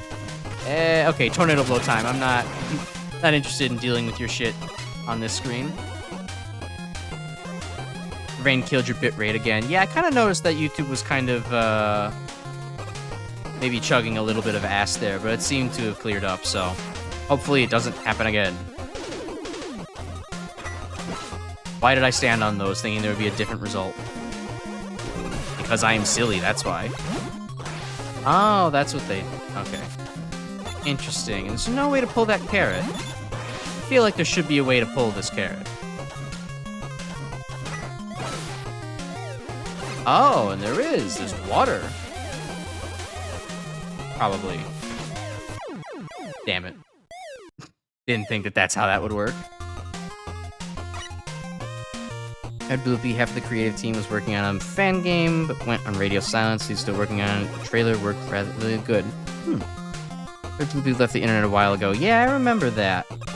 That name sounds familiar, and it also sounds familiar for having a big leave. Oh, okay, well that just completely invalidates the design. That's probably the smarter way to go about it, so less complaints about that screen. Appeasel's kind of a meme character. We don't always need a while or copy X. Yeah, of course we don't. Like, it helps balance out the roster a little bit, but it is just a little bit unfortunate. I don't know. He could have used a little bit more character development, in my opinion. There's just something about him that's like, this is a little bit weak. He needed maybe more motivation, less generic evil guy dialogue.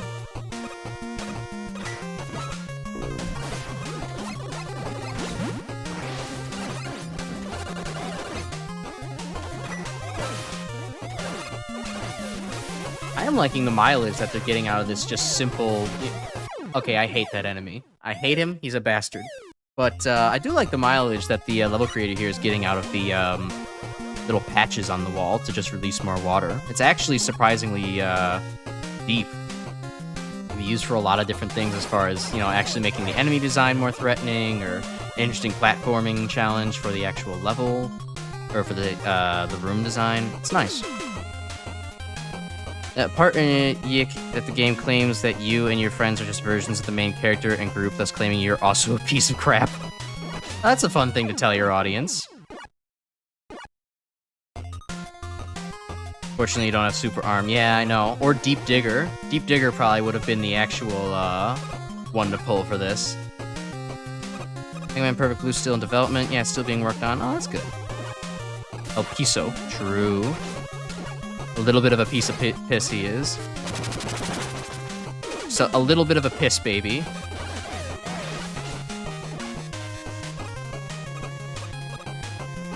Most of the piece of character development was related to audio CDs, because of course it was. Yeah, of course it has to be. Every good character suddenly has development outside of the, you know, actual thing. Oh, you block laser strike. That's good design. Oh, and those things take more than one damage? What? Yeah, it's just like how I think a lot of people also say, like, oh, well, the X series has amazing lore if you just look outside of the games. And it's like, oh, well, that's something I'm not doing. Why on earth would I do that?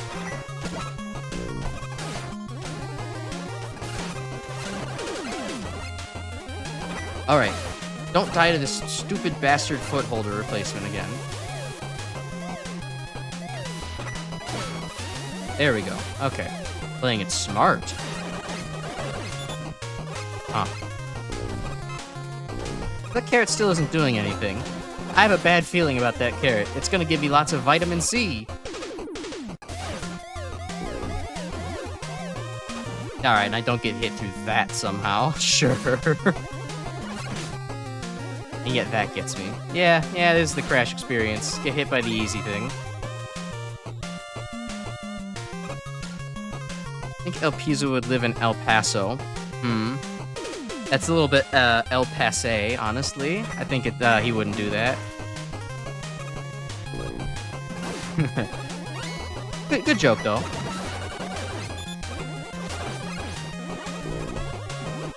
If anything, it would have to be Neo Paso, because everything is Neo in the games. That would ruin the joke, but maybe that's, Alright, the timing on that is gonna be mean if I didn't just want to stand there and shoot him. That was probably on my fault, but I'm still gonna be a little bit resentful about it.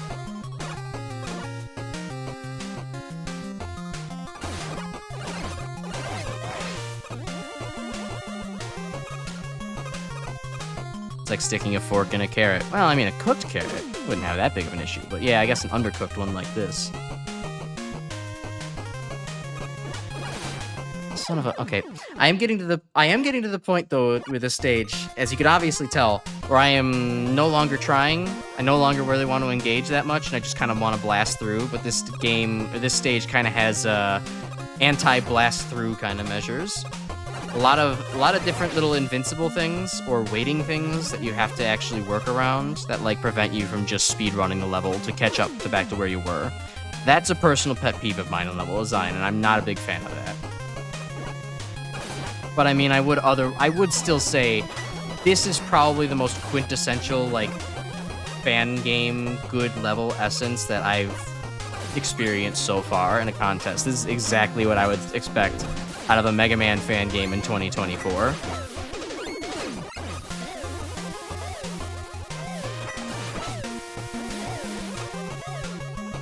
Gotta focus. Can't screw this up. Screwed this up. Screwed it up big time.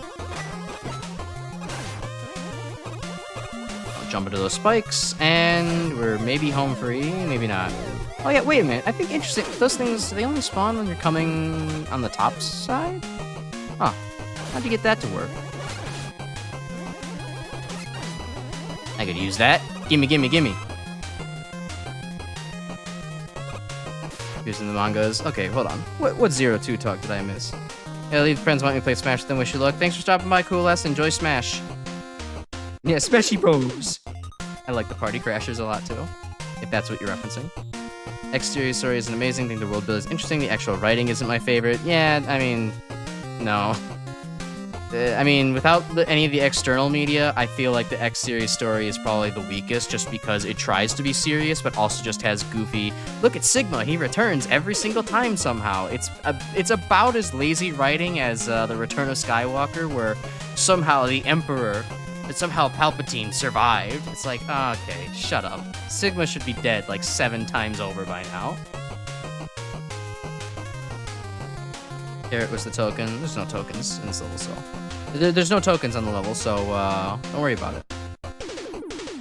If you wish we got an FPS Mega Man X game where usually the 8 Mavericks had unique boss themes with lyrics akin to Metal Gear Rising, could be pretty cool. It would actually serve to give them a lot more character, especially for something like X5, where there's supposed to be like this huge, you know, dramatic tension for like, oh my god, you're killing your former comrades, and this is so unnecessary, and the bloodshed is just, you know, so futile. But most of the time, it's just like Squid Adler. He is the guy that guards the squid factory. Grr. It's like written in this fucking like, you know, Chinese flea market shit translation dialogue of like, you know, world is a fuck. There are 47 billion people on it. You are Nematode. That kind of dialogue. Beatman? I want fucking Beatman? Found you at last.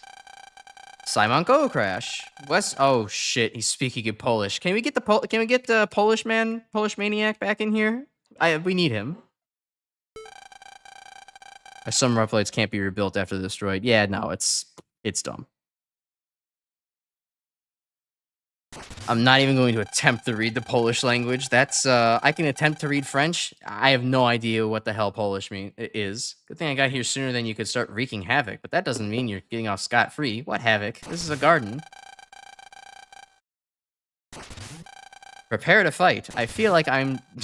Oh, Mort. I feel like I'm just terrorizing an innocent gardener. Oh, another Punch-Out reference. That's fun. Okay, I see what...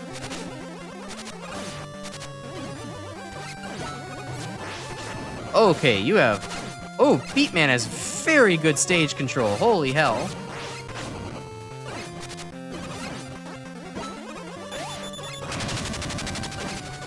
Oh, hopefully the rain doesn't, tank my frames.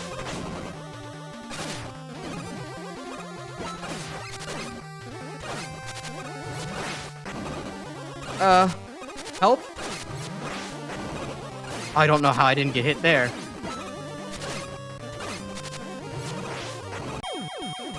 I don't know how I won that.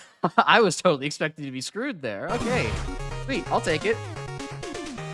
Armadillo's theme referencing his loyalty to a foe for Sigma. Kuanger's theme reflecting his nihilism. Yeah, that'd be really cool. It'd give them a lot more character.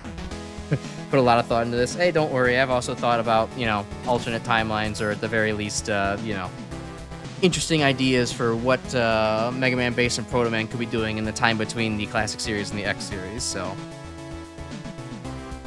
He lies now. Somehow he's infected a computer. Somehow he's infected the Statue of Liberty, or the equivalent of.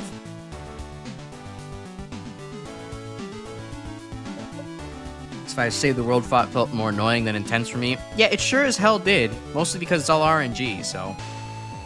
Good number of X games where Sigma isn't the final boss more often. Yeah, it'd be pretty good. That's one thing I'm really happy about the Zero series for doing, for saying, hey, we can have different final bosses. It doesn't have to be the same guy all the time. X3 could have been Doppler, X6 could have been either Gate or, hear me out, Bracana. I don't even know who the hell that is, but Gate? Yeah, it could have been. It should have been. Clip that. Clip that. Are you referring to the Beatman fight with the 1 health? I might do that, if I can make it interesting somehow. Beatman is probably a favorite robot master in the game, at least from a gameplay standpoint. I was getting a little bit overwhelmed from by Beatman there a little bit, but it was pretty fun actually. It was, once I kind of got into a rhythm with it, it was doable. Mind you, it was very intense to have to kind of quickly, you know, hit him with a charge shot, turn around, hit the beat that flew out, and then also not get punched at the same time. Very intense fight. A lot more doable than I was initially thinking it was going to be. That was pretty cool though, to get the 1 health wonder there at the end though. And I'll remind people, I have none of the items on from the item shop here. I have except for the token that I used to buy the 100, you know, token key. I have all of the Magic Card Casino chips on me. I have no upgrades, so there was no undershot funny business there. So yeah, no, that was really cool. So let's see. Maybe some things I didn't... I guess just a couple things I didn't really like about the stage. I thought maybe some of the enemy placements were a little bit mean. There was that one point I was pretty stuck just kind of repeating the same part over and over and over again. Because I just wanted to kind of, you know, rush through things, and the enemies were, you know, in kind of mean placements to, like, really just get me into the pit and break up my flow. But, you know, that could just be chalked up to Crash's impatience rather than, you know, bad design. Music was really good. I don't quite remember it, but it was something that I wanted to return to, so I think I will at some point. Having a Punch-Out inspired boss, while not original in the sense of what else has happened in this contest, is still pretty good overall. I gotta like that. And the theming, excellent, on point. Enemy theming, top tier, peak, Pino. Gimmick use, also really good. You get a surprising amount of use out of just a couple different root vegetables. The surprise Polish man at the end, yeah, that's also good. Yeah, no, basically, yeah, that's what I would have done if I made a Mega Man level. No, I'm not gonna pull an Ace Spark here. I'm not gonna say I could have done that. But anyways, let's read the comments. Well, first catch up on chat, then we can read the judge commentary. Overarching villain, Zero series, and actually fight him until 04, so it felt like a big payoff. Yeah, that too. You got to actually build up on WoW for a bit. Let's see. Beatman taking less than 2 damage from charge shots. It's a little cursed, but he's so cool that I don't mind. Yeah, I'm not normally a huge fan of fractional damage. Also, not a huge fan of Robot Masters being immune or, like, resistant to damage like that, but I guess it worked out okay for me. I feel like Beatman would really give some people some difficulty, though. And that's why I can kind of say, like, hey, that shit least be 2 damage to beat man. And honestly, I think 3 is just a good standard to live up to. Maybe 3 you could always win the damage race, which is probably why it was toned down a little bit. But still, it was... Beatman was really close there for comfort. I think that maybe toning him down a bit, or making him a little bit more damage vulnerable to the Buster would have been good. Again, I guess that's what special weapons are for, so what do I know?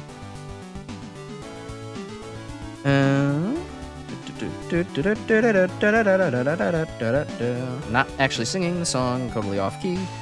Beatman, let's see. Infilling with his original plan, stopped at 03. It's just free. Oh, that'd be pretty bleak. It's a very readable pattern once you know what it is. It's pretty fun to perfect run. Yeah, I was getting an impression of it. It was just it's just really difficult to execute. Even though once I understood his pattern, it was definitely kind of tough to like actually get all the commands in, all the button presses in right. I imagine that some people would really struggle with that. Included while dying off screen. Yeah, that would have been the worst anticlimax possible. But I'm so glad that they sent off 04 is just the ultimate like final entry to a Mega Man series you could ask for. Battle Network 6 is pretty good, but 04 perfectly tying up Zero's storyline in a neat little bow with a nice circular kind of motif to it. Getting rid of Weil, one of these most despicable bastards in the series, even though you only see him for a couple of games. And just the ultimate, quote of from Zero about let me see if I can dredge it up from memory here. Hold on. I know I've said it so myself before. I know I can remember it. I've never cared about justice, and I don't recall ever calling myself a hero. If an enemy stands before me, or no, I fight for those who I believe in. If an enemy stands before me, I won't hesitate. Chell, believe in me. Fucking the tightest. Tell me that isn't the tightest shit you've ever heard. Those is almost some Dracula flow lines. Like, damn.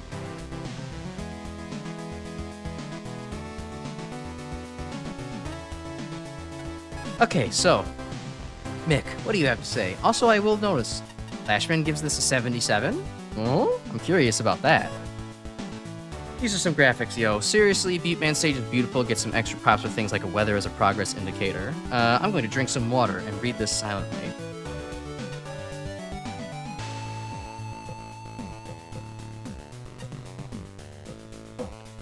Letter's gonna be hard to see. Let's see. Otherwise, a strong aesthetic. We really enjoyed this, not to mention creative level. I think by now we'd have a Robot Master themed after farming with how important the job it is, but the only significant one I could think of besides Beatman is the Applejack level from the My Little Pony game. So, props for a novel concept. Yeah, I'm surprised Capcom hasn't started just digging into, like, vegetables yet. I mean, they've dug into all sorts of objects. Why aren't they gonna just, Capcom should come at us with, like, Onion Man or something. And he gives us the Onion Shield, which has layers! Gush about the enemies. The beat tellies make excellent swarms. The buried ones are a nice twist. Oh yeah, they were tellies. I don't know how I didn't pick up on that. Farmers and gnomes are well placed and fun. I especially enjoyed their sense of humor. The mushroom rats make excellent enemies. Mulch buckets might not be as frequent, but they get excellent scenarios whenever they appear. The gimmicks are similarly fun. Adored the carrots. Get more variety than you expect. The water drains were nice for spin on an old toy, keeping water interesting without resorting to spray paint spikes. Adored the rain's progress indicator, made a nice twist with the mud. Frogs, especially their low health. I keep a charge shot handy at all times. Yeah, so I didn't actually notice their gimmick for, like, forever. Frogs eating your shots, slowing down each time until they eat too much and explode into shrapnel. Cool concept. But then, that's just, not going to happen if you charge shot everything. Other issues with level's length. Yeah, that level was getting a little bit long. The level's pace is a good deal slower than normal. A lot of challenges that require waiting. Yeah, and I felt that long period between checkpoints at the end, too.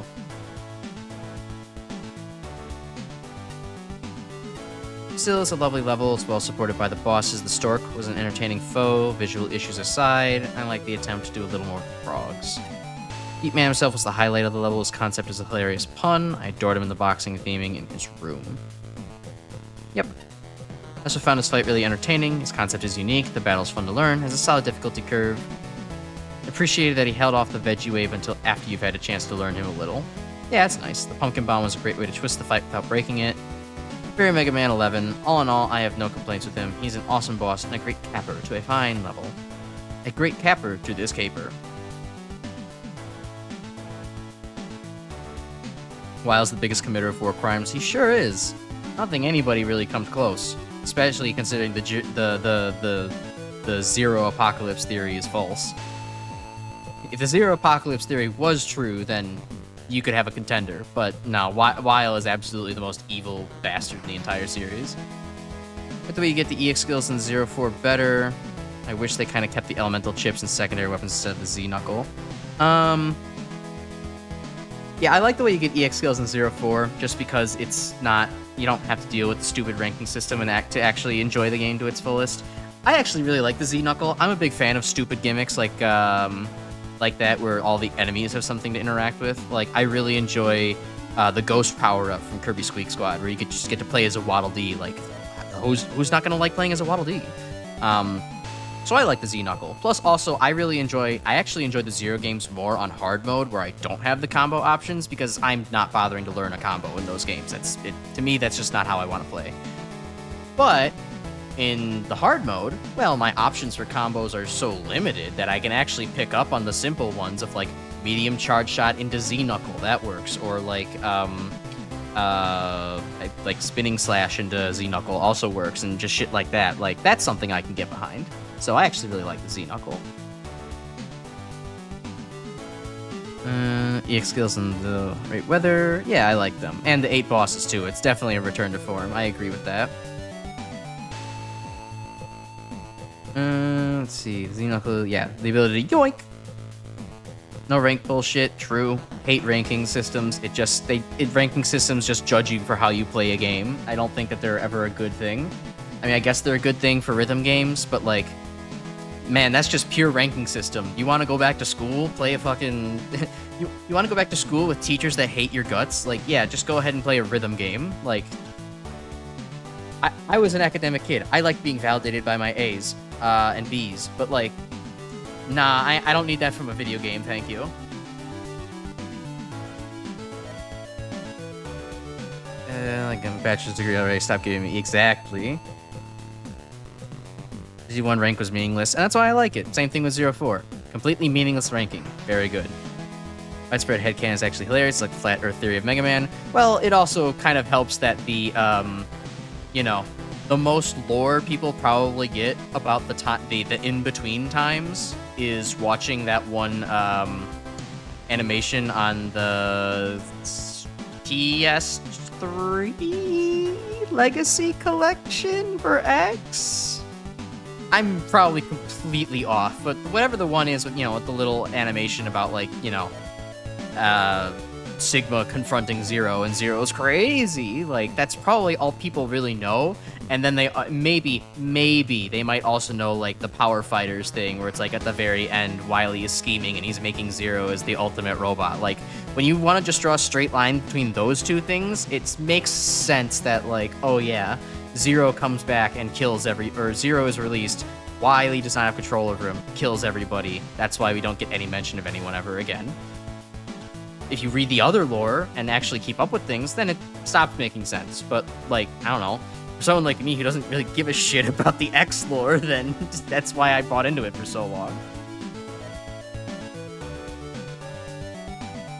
02 outright demands your speedrun. Yeah, it does have some weaknesses with that.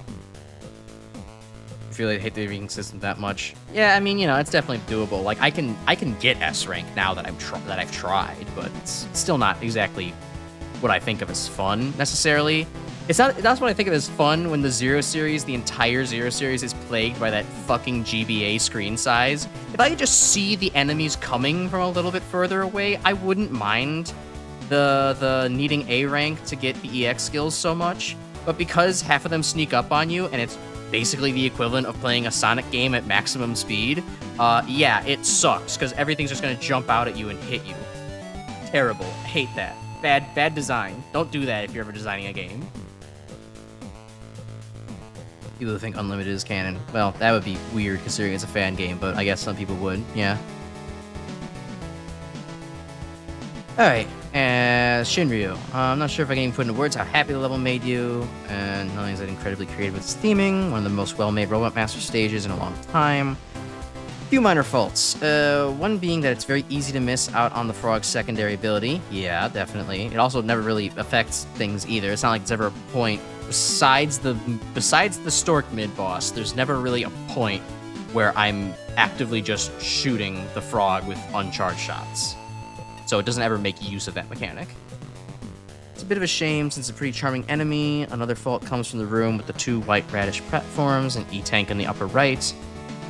It's pretty tight, yeah, but, you know, at the same time, there's no penalty for failing, so. And nothing short of wonderful. The challenge progression gimmick usage. Custom enemies are great. The room layouts on the building, the strengths of everything. The level's a tad bit on the long side. I was having so much fun with it that I honestly didn't even mind it. Yeah, I minded it a little bit. It's very clear that a lot of time and care went into all this, especially with the little details, although the mud only affects the player's sprite for how much they've sunk into it, which is really nice aesthetically. Beatman himself is also a testament to the effort put in here, having a highly entertaining and overall well-put-together fight, a set string of attacks, but the way he always approaches the player and throws out his attacks is more than enough to keep you on your toes. Very much so. Fast-paced fight. Great ending to an incredible stage. I'm gonna beat you. Alright, Patchy, you phoning it in a little bit? Quite a superb stage, the theming, custom enemies, and gimmicks give difficulty curve are all executed well. Down to the attention to detail, like how Mega Man's sprite becomes more covered up. Yeah, it's pretty cool. I adore the farmer enemies. I adore their whole method of attacking is digging up random vegetables at the ground is quite silly. I was disappointed there wasn't a Green Acres reference somewhere in here, but, you know, this isn't Mega Man the Musical, so we can move past that. Carrot pillars are also pretty creative. How the stage incorporated them so that you need to manipulate their heights in order to advance is brilliant. It certainly is. The stage doesn't shy away from kicking off its difficulty to a full potential with custom elements is still entirely fair and doable, Buster only as well. Beatman himself has a very charming design. His fight isn't bad either. He seems intimidating up close to punch you. That's the most predictable pattern you can lock him into, as the rapid punches can be dodged consistently with the right timing. He will always do the slam attack every 3 punches. Oh yeah, I guess I could just easily manipulate the AI that way, huh? I guess I started getting a little bit too far and activating his other stuff. Fair enough. I'll say Flashbands for last. I want to see why he gave it a lower score compared to everyone else. In crunch and ranks, yeah, hell. Big hell. I can almost do it for all the zero games, but I swear I can actually do it for 0-4 in enough time.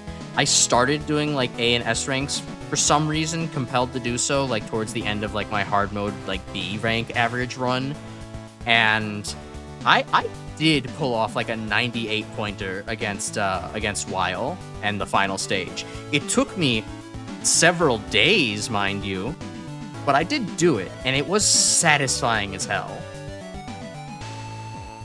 Contender for the prettiest looking stage in the contest. You got that one right. Ooze personality and charm. Good showcase of what I've mentioned several times elsewhere. Don't particularly look like Capcom assets or official Mega Man assets. If anything, they're too detailed. No, it's all new assets, and that firmly lets its identity take hold, rather than having the older NES stock graphics stick out.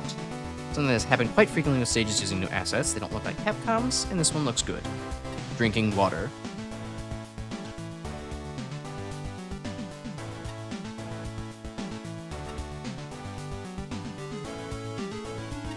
Alright, everyone loves the mud.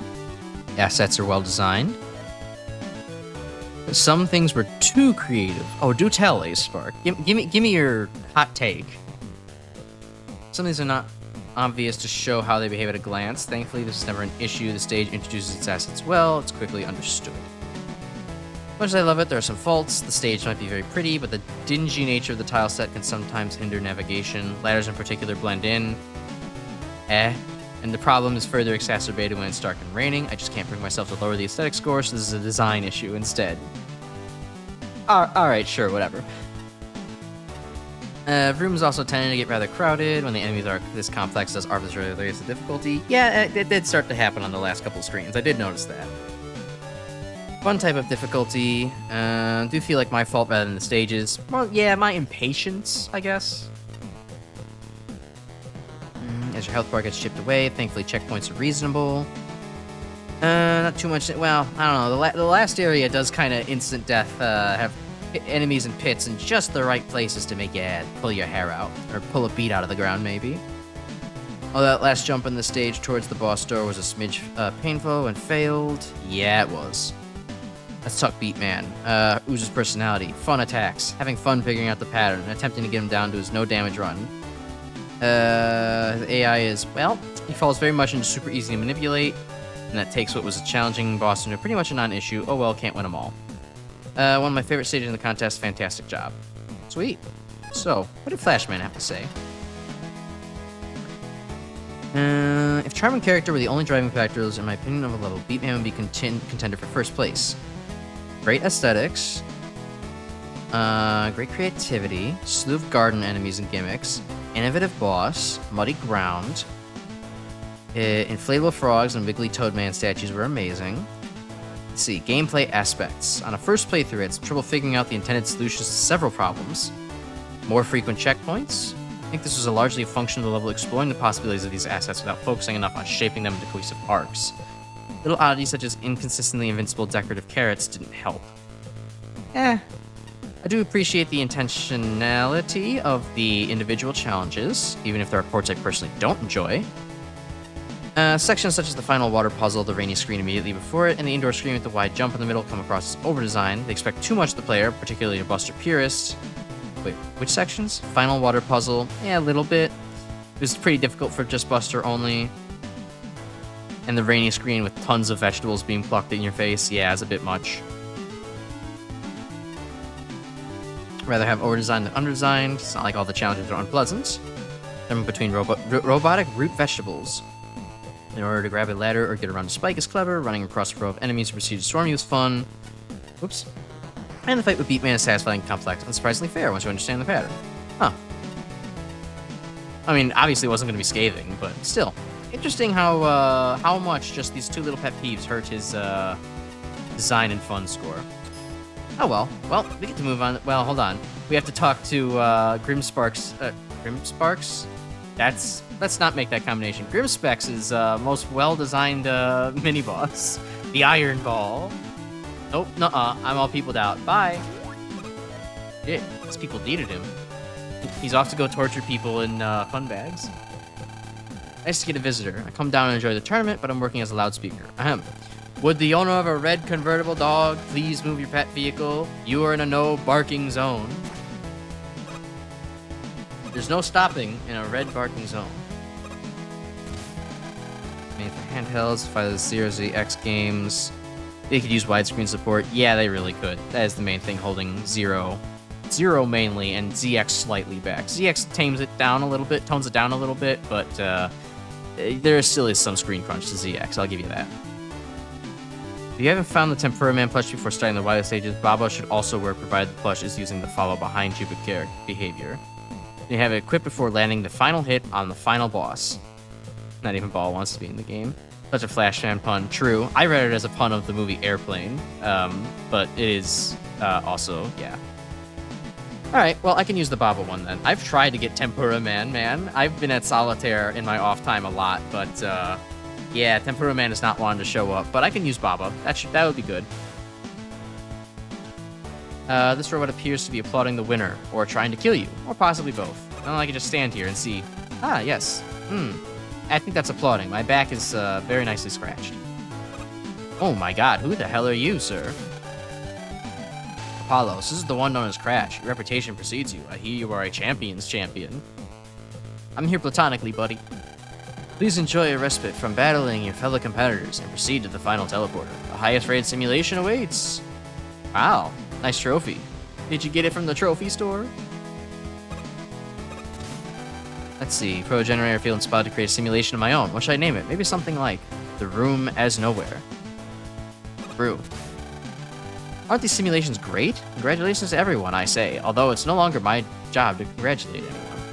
I'm happy to pass that torch to Apollo, or Voltman, or anyone with the right attitude. We can all share the spotlight. It says Brightman, the smartest robot master. Make sure to come to me once you cleared all the simulations here. You want your rank after all, right? Oh, are you the... I guess you are the tier boss, huh? Okay. I guess one question to ask. I'm still going to do this level before we sign off because, of course, I have to. But MaGMML strategy, cool.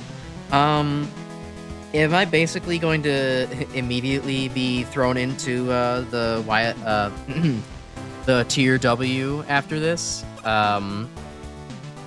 Or like, you know, something I can just, you know, go ahead and select later, and it's kind of like, please Crash, go take on tier W at your earliest convenience, which might happen after playing a couple rounds of Solitaire and maybe some Pharaoh's Challenge. Oh, Zerter, you're here for the final level. A set man. Oh yeah, I've seen this referenced a lot. Shinryu's gold favorite, Patchy's silver favorite. High marks across the board. Bard. Mick with the only one below 90. Come on, Mick. Come on, Mick. You didn't have to do that. Unfortunately, end game. Just finish the next level. Don't talk to Bright Man. Save that for next stream. Gotcha. Okay.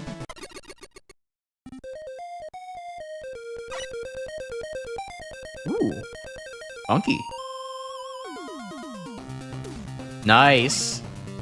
This is probably the best music so far in this competition. Very appropriate. I like the big robot head down there. Gonna get treadmills out of cassette tapes. I like that. And what's this do? Surely this button does something, right? Do I shoot it? Nope. Nope.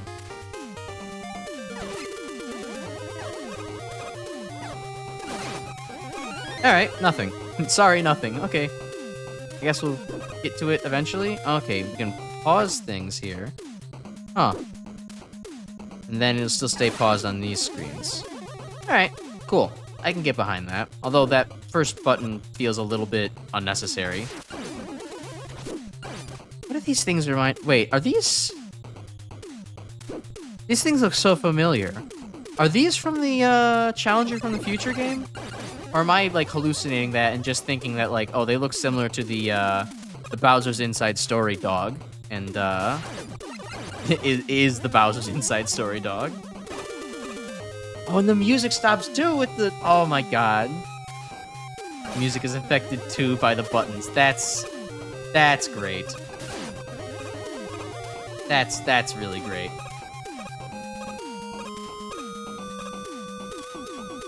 Alright, well, this stage instantly wins on the charm offensive. And attention to details. This is hard to compete with already in that sense. I don't remember stepping on a fast forward button. What? Oh, because we have a little Grimbo up here that did it for me. Gotcha. Subwoofer beloved, nope, original enemy. Are you winning, son? Winning very, son. We're at the #1 level, in fact. Playing Cassette Man. Gonna be some cool shit here. I mean, I do love the dogs, at the very least. They are cute. And as mentioned, Subwoofer, good pun.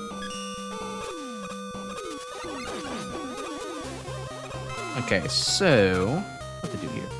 Emotes in the MaGMML server. That's maybe where I'm getting the image from. Okay, well that just made things faster. Not, oh, well, wait, no, because I killed it, that's right. Okay. Sweet. They are similar to Broggy now that you mention it. Yeah, no, it's an obscure, somehow an obscure pull. Not a lot of people remember Bowser's Inside Story, I feel. Despite it, I don't know. It's the only one of those Mario RPGs that I've actually played. So, it actually has, you know, fond memories for me. But, I mean, I like that game so, I mean, the quote that lives rent-free in my mind is just the way Bowser says, "Showtime," and that is such a good sound file to have. I have it on my, my meme soundboard. It hasn't actually seen much use, but I'll eventually find use for it. Some tokens here as well. Yeah, it's kind of nice. It's kind of nice, honestly, that the top levels don't make you token hunt.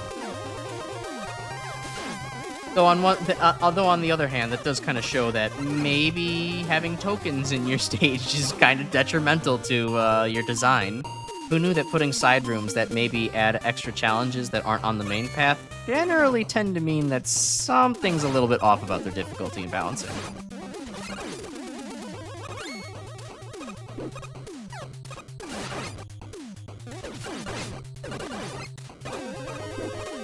Those I enjoy more on a personal level, but I believe this absolutely deserved to win. I can see this. Yeah, this really makes a lot of sense for deserving to win. The graphics feel just right. The music touches are wonderful. The custom enemies work good. The gimmick is like perfectly Capcom.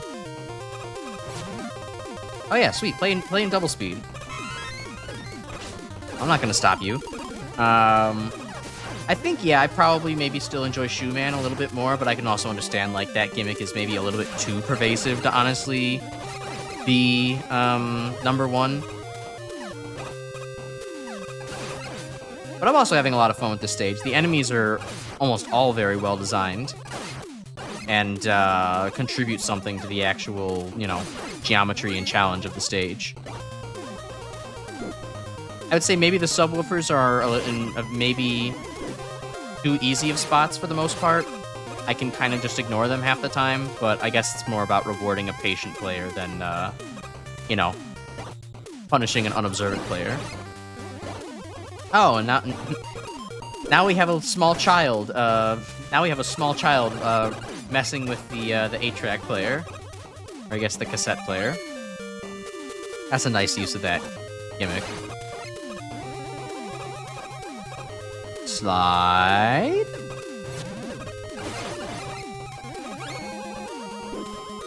Okay, I just read the word "vor" in my chat. What's going on in here? Oh, it's because I talked about Bowser's Inside Story. It was good. Yeah, no, it's a really solidly designed game. I gotta love it. Like, you know, combos are well built.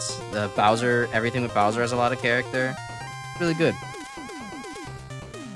Some gross moments involving being within Bowser. It's another thing to worry about. Being inside Bowser in general made me uncomfortable when I was watching a friend play. Yeah, I mean, I guess it is a little bit gross to be, you know, in the Koopa King, but at the same time, it's you know, maybe I was just always born to be a freak, but the vor part doesn't bother me so much. I'm fine with it. Maybe it's just all the Totally Spies I watched as a kid. Who knows? Alright, man's just slapping his dick as we start up the fight. We're off to a good start. Hey, you can't do that. That's Guitar Man's thing. You're stealing him. Stealing his job. Okay. You gonna remix up your patterns now that you're on red? Ah, I see.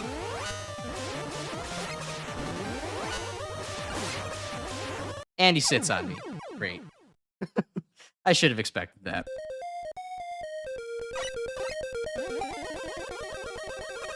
Especially about since I started the death of one of my uncles. Oof, rough.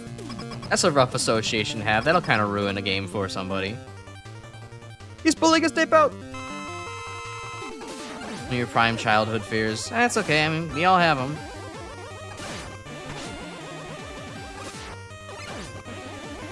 Okay, well now he's doing up, down, up instead of like it was before. I mostly grew past a lot of my prime childhood fears. Now I'm only afraid of the dark for, you know, good reasons, like something's going to invade my home. Or, you know, something dumb like that.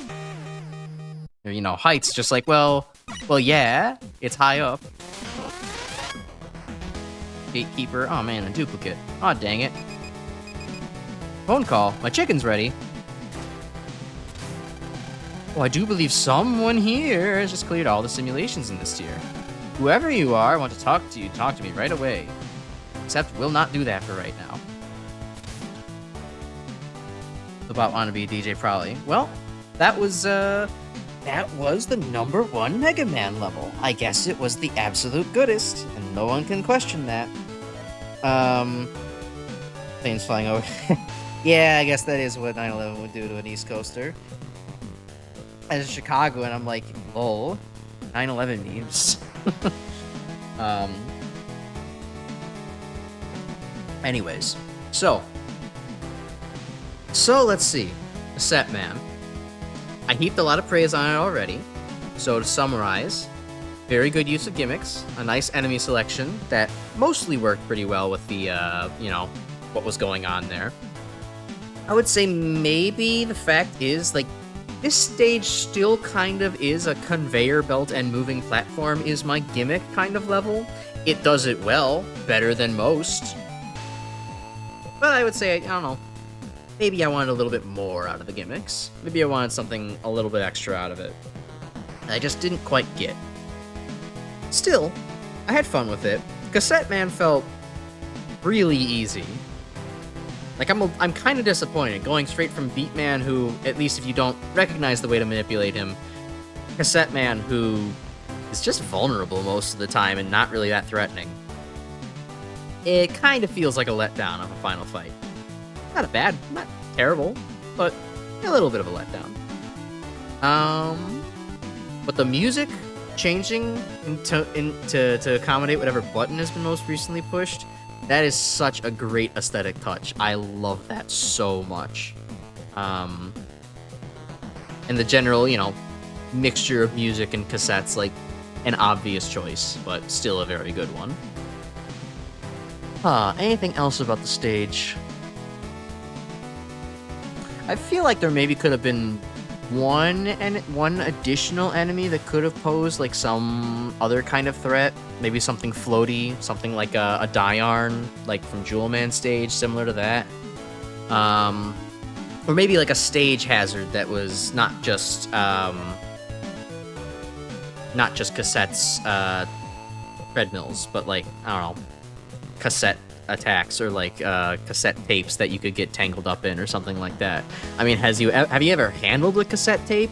That thing can really get tangled and messy real quick. Or you could also have it to where it's like, well, you have to unspool a cassette tape from one side to clear the path. That makes sense. Cassette tapes have a huge, like, the tape itself wraps in a huge ass circle. Like, why wasn't that something done? But, I still see more potential with this concept. I would have liked to see a little bit more. But I think now for me, if I have to give my off-the-cuff and not definitive rankings of stages, I would probably say Shoe Man was my absolute favorite, followed by Guitar Man stage. Even if Guitar Man was a very weak boss, the rest of the stage I still felt made up for it, in my opinion. Then probably, well, actually, hold on, no, let's put Guitar Man at third. And second, we would actually have probably Beat Man. Beat Man stage was really good. And then fourth, I would probably say Snore on Pyro stage, which I don't remember what she called it, but either way, that would probably be my top four. And those are the four most memorable ones from this entire competition to me. Everything else, I would probably have to start reaching into my brain for like, what did I really like again? And, but no, those four are at the top of my mind, so. Cool stuff. Can't believe it's the last stage already. I know, right? What? I mean, already. I have been streaming this game for like 4 months at this point. Yeah, we still got plenty of stages left to go, though. Yeah, vinyl projectiles coming out of what? Well, okay, to be fair, at that point, we're moving away from cassettes and more towards vinyl, but yeah, still, more stuff. Failing system core. Yeah, there we go. It's hard for me to remember a name when I can't just put a something man next to it, but one day I will remember that. Alright, superb, simply superb. Cassette Man is one of the more finely crafted stages I've seen in a while, so enough so that I've come back to it when I need a break. Level design is strong, the concepts are fun and distinct, and it's all wrapped up in an entertaining package. Wrapped up with cassette tape, I assume. It's not everything I was looking for, but it comes pretty freaking close. At a glance, the gimmicks are just moving platforms, which, it's been done. But they're moving platforms with a twist. They added cassette player buttons, breathing new life into a lot of familiar concepts. It was cute how they changed the music. The enemies are also great. Those Subwoofer and Fast Forward were personal favorites, either being adorably creative or just making me chuckle. The little eggs are an honorable mention. Oh yeah, those guys, the Grimblows. I like how they interact with the cassette buttons to create new scenarios. Indeed, the level derives a ton of different challenges from its assets, especially after the mid-boss. Every room feels different from what it's before it, with scenarios I haven't experienced before. Oh yeah, I kind of forgot the mid-boss was there. It's just kind of that easy to dispatch. I can't imagine how easy it would have been if I just would have used Magnus Shockwave. It probably would have had a Tri-Castle moment. Consistent assets keep the experience cohesive. It's really polished and impressively creative. The existence of a strong difficulty curve helps immensely. The level doesn't start using significant instant death risk until after the mid-boss. More willing to combine everything together as the stage advances. To top it all off, the boss fights are both excellent. The jukebox makes excellent use of rewinds and rising platforms. Appreciate that it's possible to fight him without pressing play. Oh, yeah, the mid-boss. I forgot. Anyways, Goosbuster only. It's a bit tight to use the rewind platforms, but it's a fun challenge to pull off as for Cassette Man himself. Fast, flashy, and fair. A few memorable tools up his sleeve. My only real issue is dies too quickly.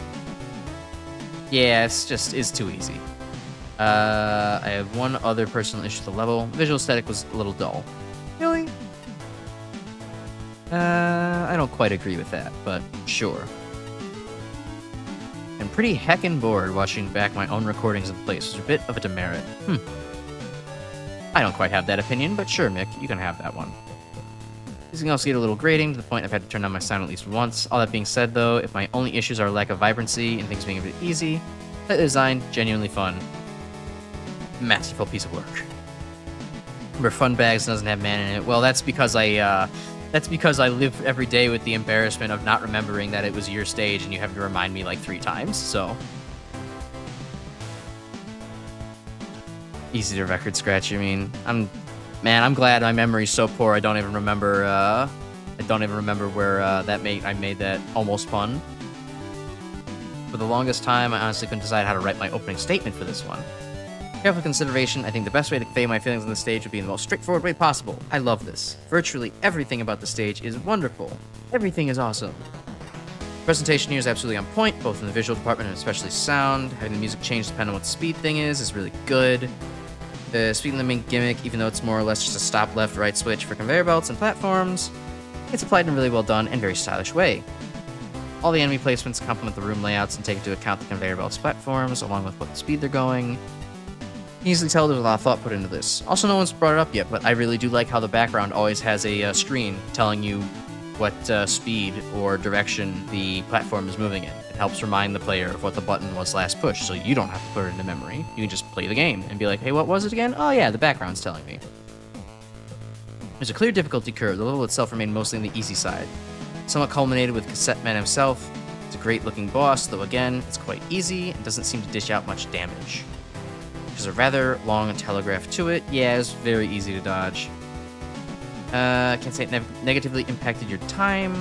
When all said and done, this is easily my favorite stage in the whole contest. Outstanding work. One final side note, if we had a Best Custom Enemy Award of any kind, give it to the subwoofers. I mean, they became emotes for a reason. If you want to make a plushie figurine or an actual subwoofer out of them, I'd pay good money for it. Hear that, Creams and Corby? Merchandising, where the real money from the contest is made. You know, it's easy to scratch. You made the pun. I see. Moving on. Click. Yeah. Battle Network 4 Nightmares. You're so lucky, Grim, that you didn't play Battle Network series yet. Cassette Man would be giving you flashbacks. I hate that bastard in Battle Network 4. And that's what Patchy's referencing. New Patchy pick. Yeah, I was saying earlier, Patchy went full Neko arc, and I feel like this would be a good one to add whenever I get some time to edit some more live reactions. It's yeah, I know, Grim, I did mention I was trying to get you some like timestamps for the next clip. I didn't have time this weekend. I was, working on my clip, and by the time I kind of realized how late it was, time gotten away from me, and so I'm just gonna get it to you later. But I know the theme is, I think I want you to work on the Worthless Man compilation. How badly I reacted to that, but I'll send you some stuff to work with later. Also, I know you're probably busy because working on the Chex costume and the Hollow Wedding coming up, so don't worry too much about like the timing on that. Just to let you know. Yeah, exactly. Favorite Patchy was Coworker Patchy from Pipe Man Stage. I missed that one. I don't remember that one. I remember the Engineer Patchy. That one's my favorite, but that's because I'm a TF2 stan, so. Video Man? Oh yeah, actually that was his name about number 4, huh? Well, same vibes, so. Well-crafted stage. This is, dare I say, the definitive good Mega Man level. Patchy, you predicted it. We have found it here, folks. Finally, the good Mega Man level. Corniness aside, to put it simply, this is brilliant? SP brilliant? Alright. Main gimmick is simple and sweet. You move the state of the buttons, and it's good, and it makes platforming challenges, and it's great. But it's secret.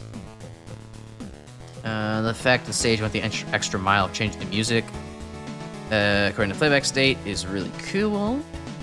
Absolutely in love with the attention to details. I love the fact these little walking enemies are able to interact with the environment too, changing the playback state on the fly, keeping the player on their toes while riding on the platforms. Subwoofer's a national treasure. I adore its mighty woofiness. Record player mini boss is a fun little distraction. Its visual design and attacks also blend very well with the design. Raising and falling platforms controlled by switches in order to be simple, or able to its weak spot is simple and works well. The fact the mini boss is throwing those same walking enemies to toggle the platform stage is a funny detail. Great telegraph to teleport from the record projectiles. Only real downside of the level is the checkpoints are a bit sparse, but the stage length isn't too much of a hassle. The set man's an adorable man. It's true. I mean, even though he does slap his dick, it is pretty adorable. His animations are all charming, with how he's changing tapes, implying that he stores in its battle data in different tapes. So much character to this character. Wow. Patch is getting as repetitive as I am. All in all, it's a great fight itself, with fun attacks. Could stay a little lower in the air during the big laser attack. Wait, what? You think you could stay lower in the air during the laser attack? Make him more vulnerable? I don't agree with that one. Oops. Wrong button. At the final stage, still not used to the fact that pressing right trigger actually takes me back to the judge score screen rather than the judge commentary screen. Finished construction on the Chex costume of the day. Had to paint it and pad it out with pipe insulation. Nice! Glad to hear it went well, and you got your vision out the way you wanted it. Oh, that was the Engineer Patchy. Obscure references. Yeah, I actually didn't get that one either. What is it a reference to? I'm maybe guessing now it's something about orcs, or... I cracked up when I realized the dog-themed speaker enemy was a subwoofer. Yeah, that's the kind of fun-loving, exceedingly clever design that sets it apart as one of the best levels in the contest. Everything I want out of an authentic Capcom-style Mega Man level is right here. It's right here, man! Atmosphere, learning curve, challenge progression. All the intangibles are expertly handled. Taking a drink of water because my throat be hurty.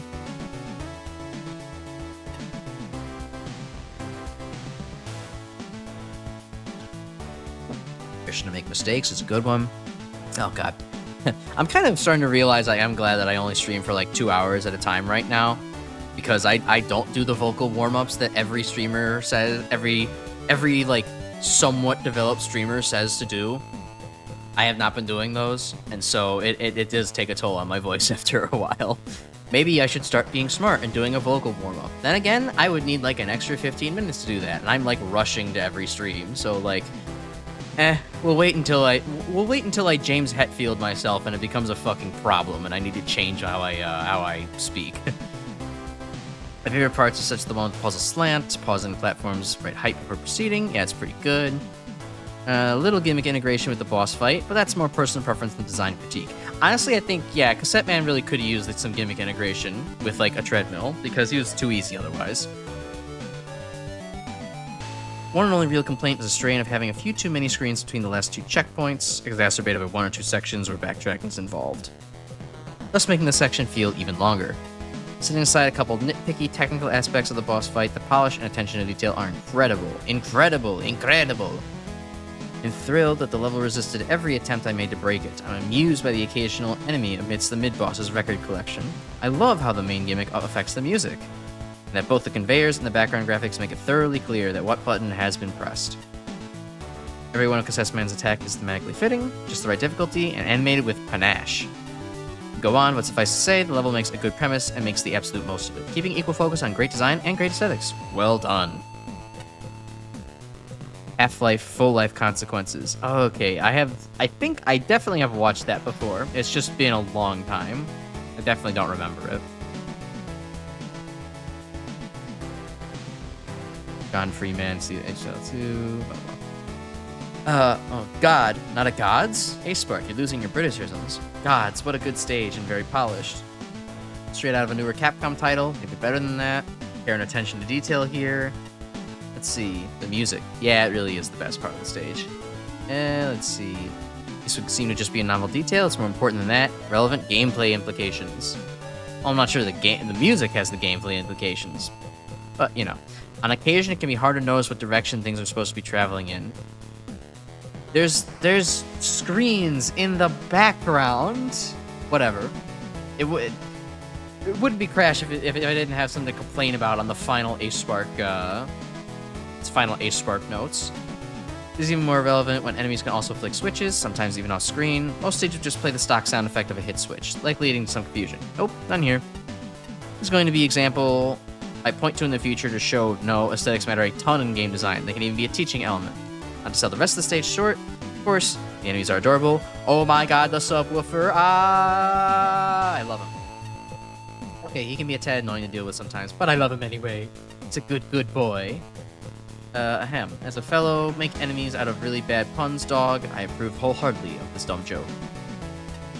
The Cassette Man himself is a fun fight. That might also be down to detailing and animation. In reality, there are rather stock and very basic attacks, but the animation sells it. Adorable, as it happens. Super solid boss fight, if much easier than the stage he's in. From looks of things, several of the assets are reskinned dev kit ones. Highlight how good a job this level does. I only really see them as much due to my familiarity with the kit, but these gel so well with the stage that they just seem all that more natural here. So I keep saying, the stage is so super polished. If I had a critique, felt like it could do with just one more checkpoint. Instant death starts creeping up. Never gets too bad, but it could get messy really quick. Very hard level outside of an easy boss. Definitely on the upper end of the spectrum for that. Health bar quickly drained. There was a lot of very tense moments approaching that boss door. It was one of my favorites. Every time I've said this in the comments of a stage, the stage was legitimately in the running to get picked among the top 3. Of all those stages, though, I'd say this is the closest to making it. I'd say this was the closest to making it into said top 3. Oh, for your top 3. Gotcha. In the end, I prefer Spectrum Science just a bit more. But, man, this is a good Mega Man stage. Agreed. I would not be sad to see this in any capacity anywhere. Very good stuff. John Skibidi Toilet Freeman. Alright, ban Grim Specs again. This is like, what, the 5th time I'm saying I need to ban this guy? Oh god, why do I keep him around?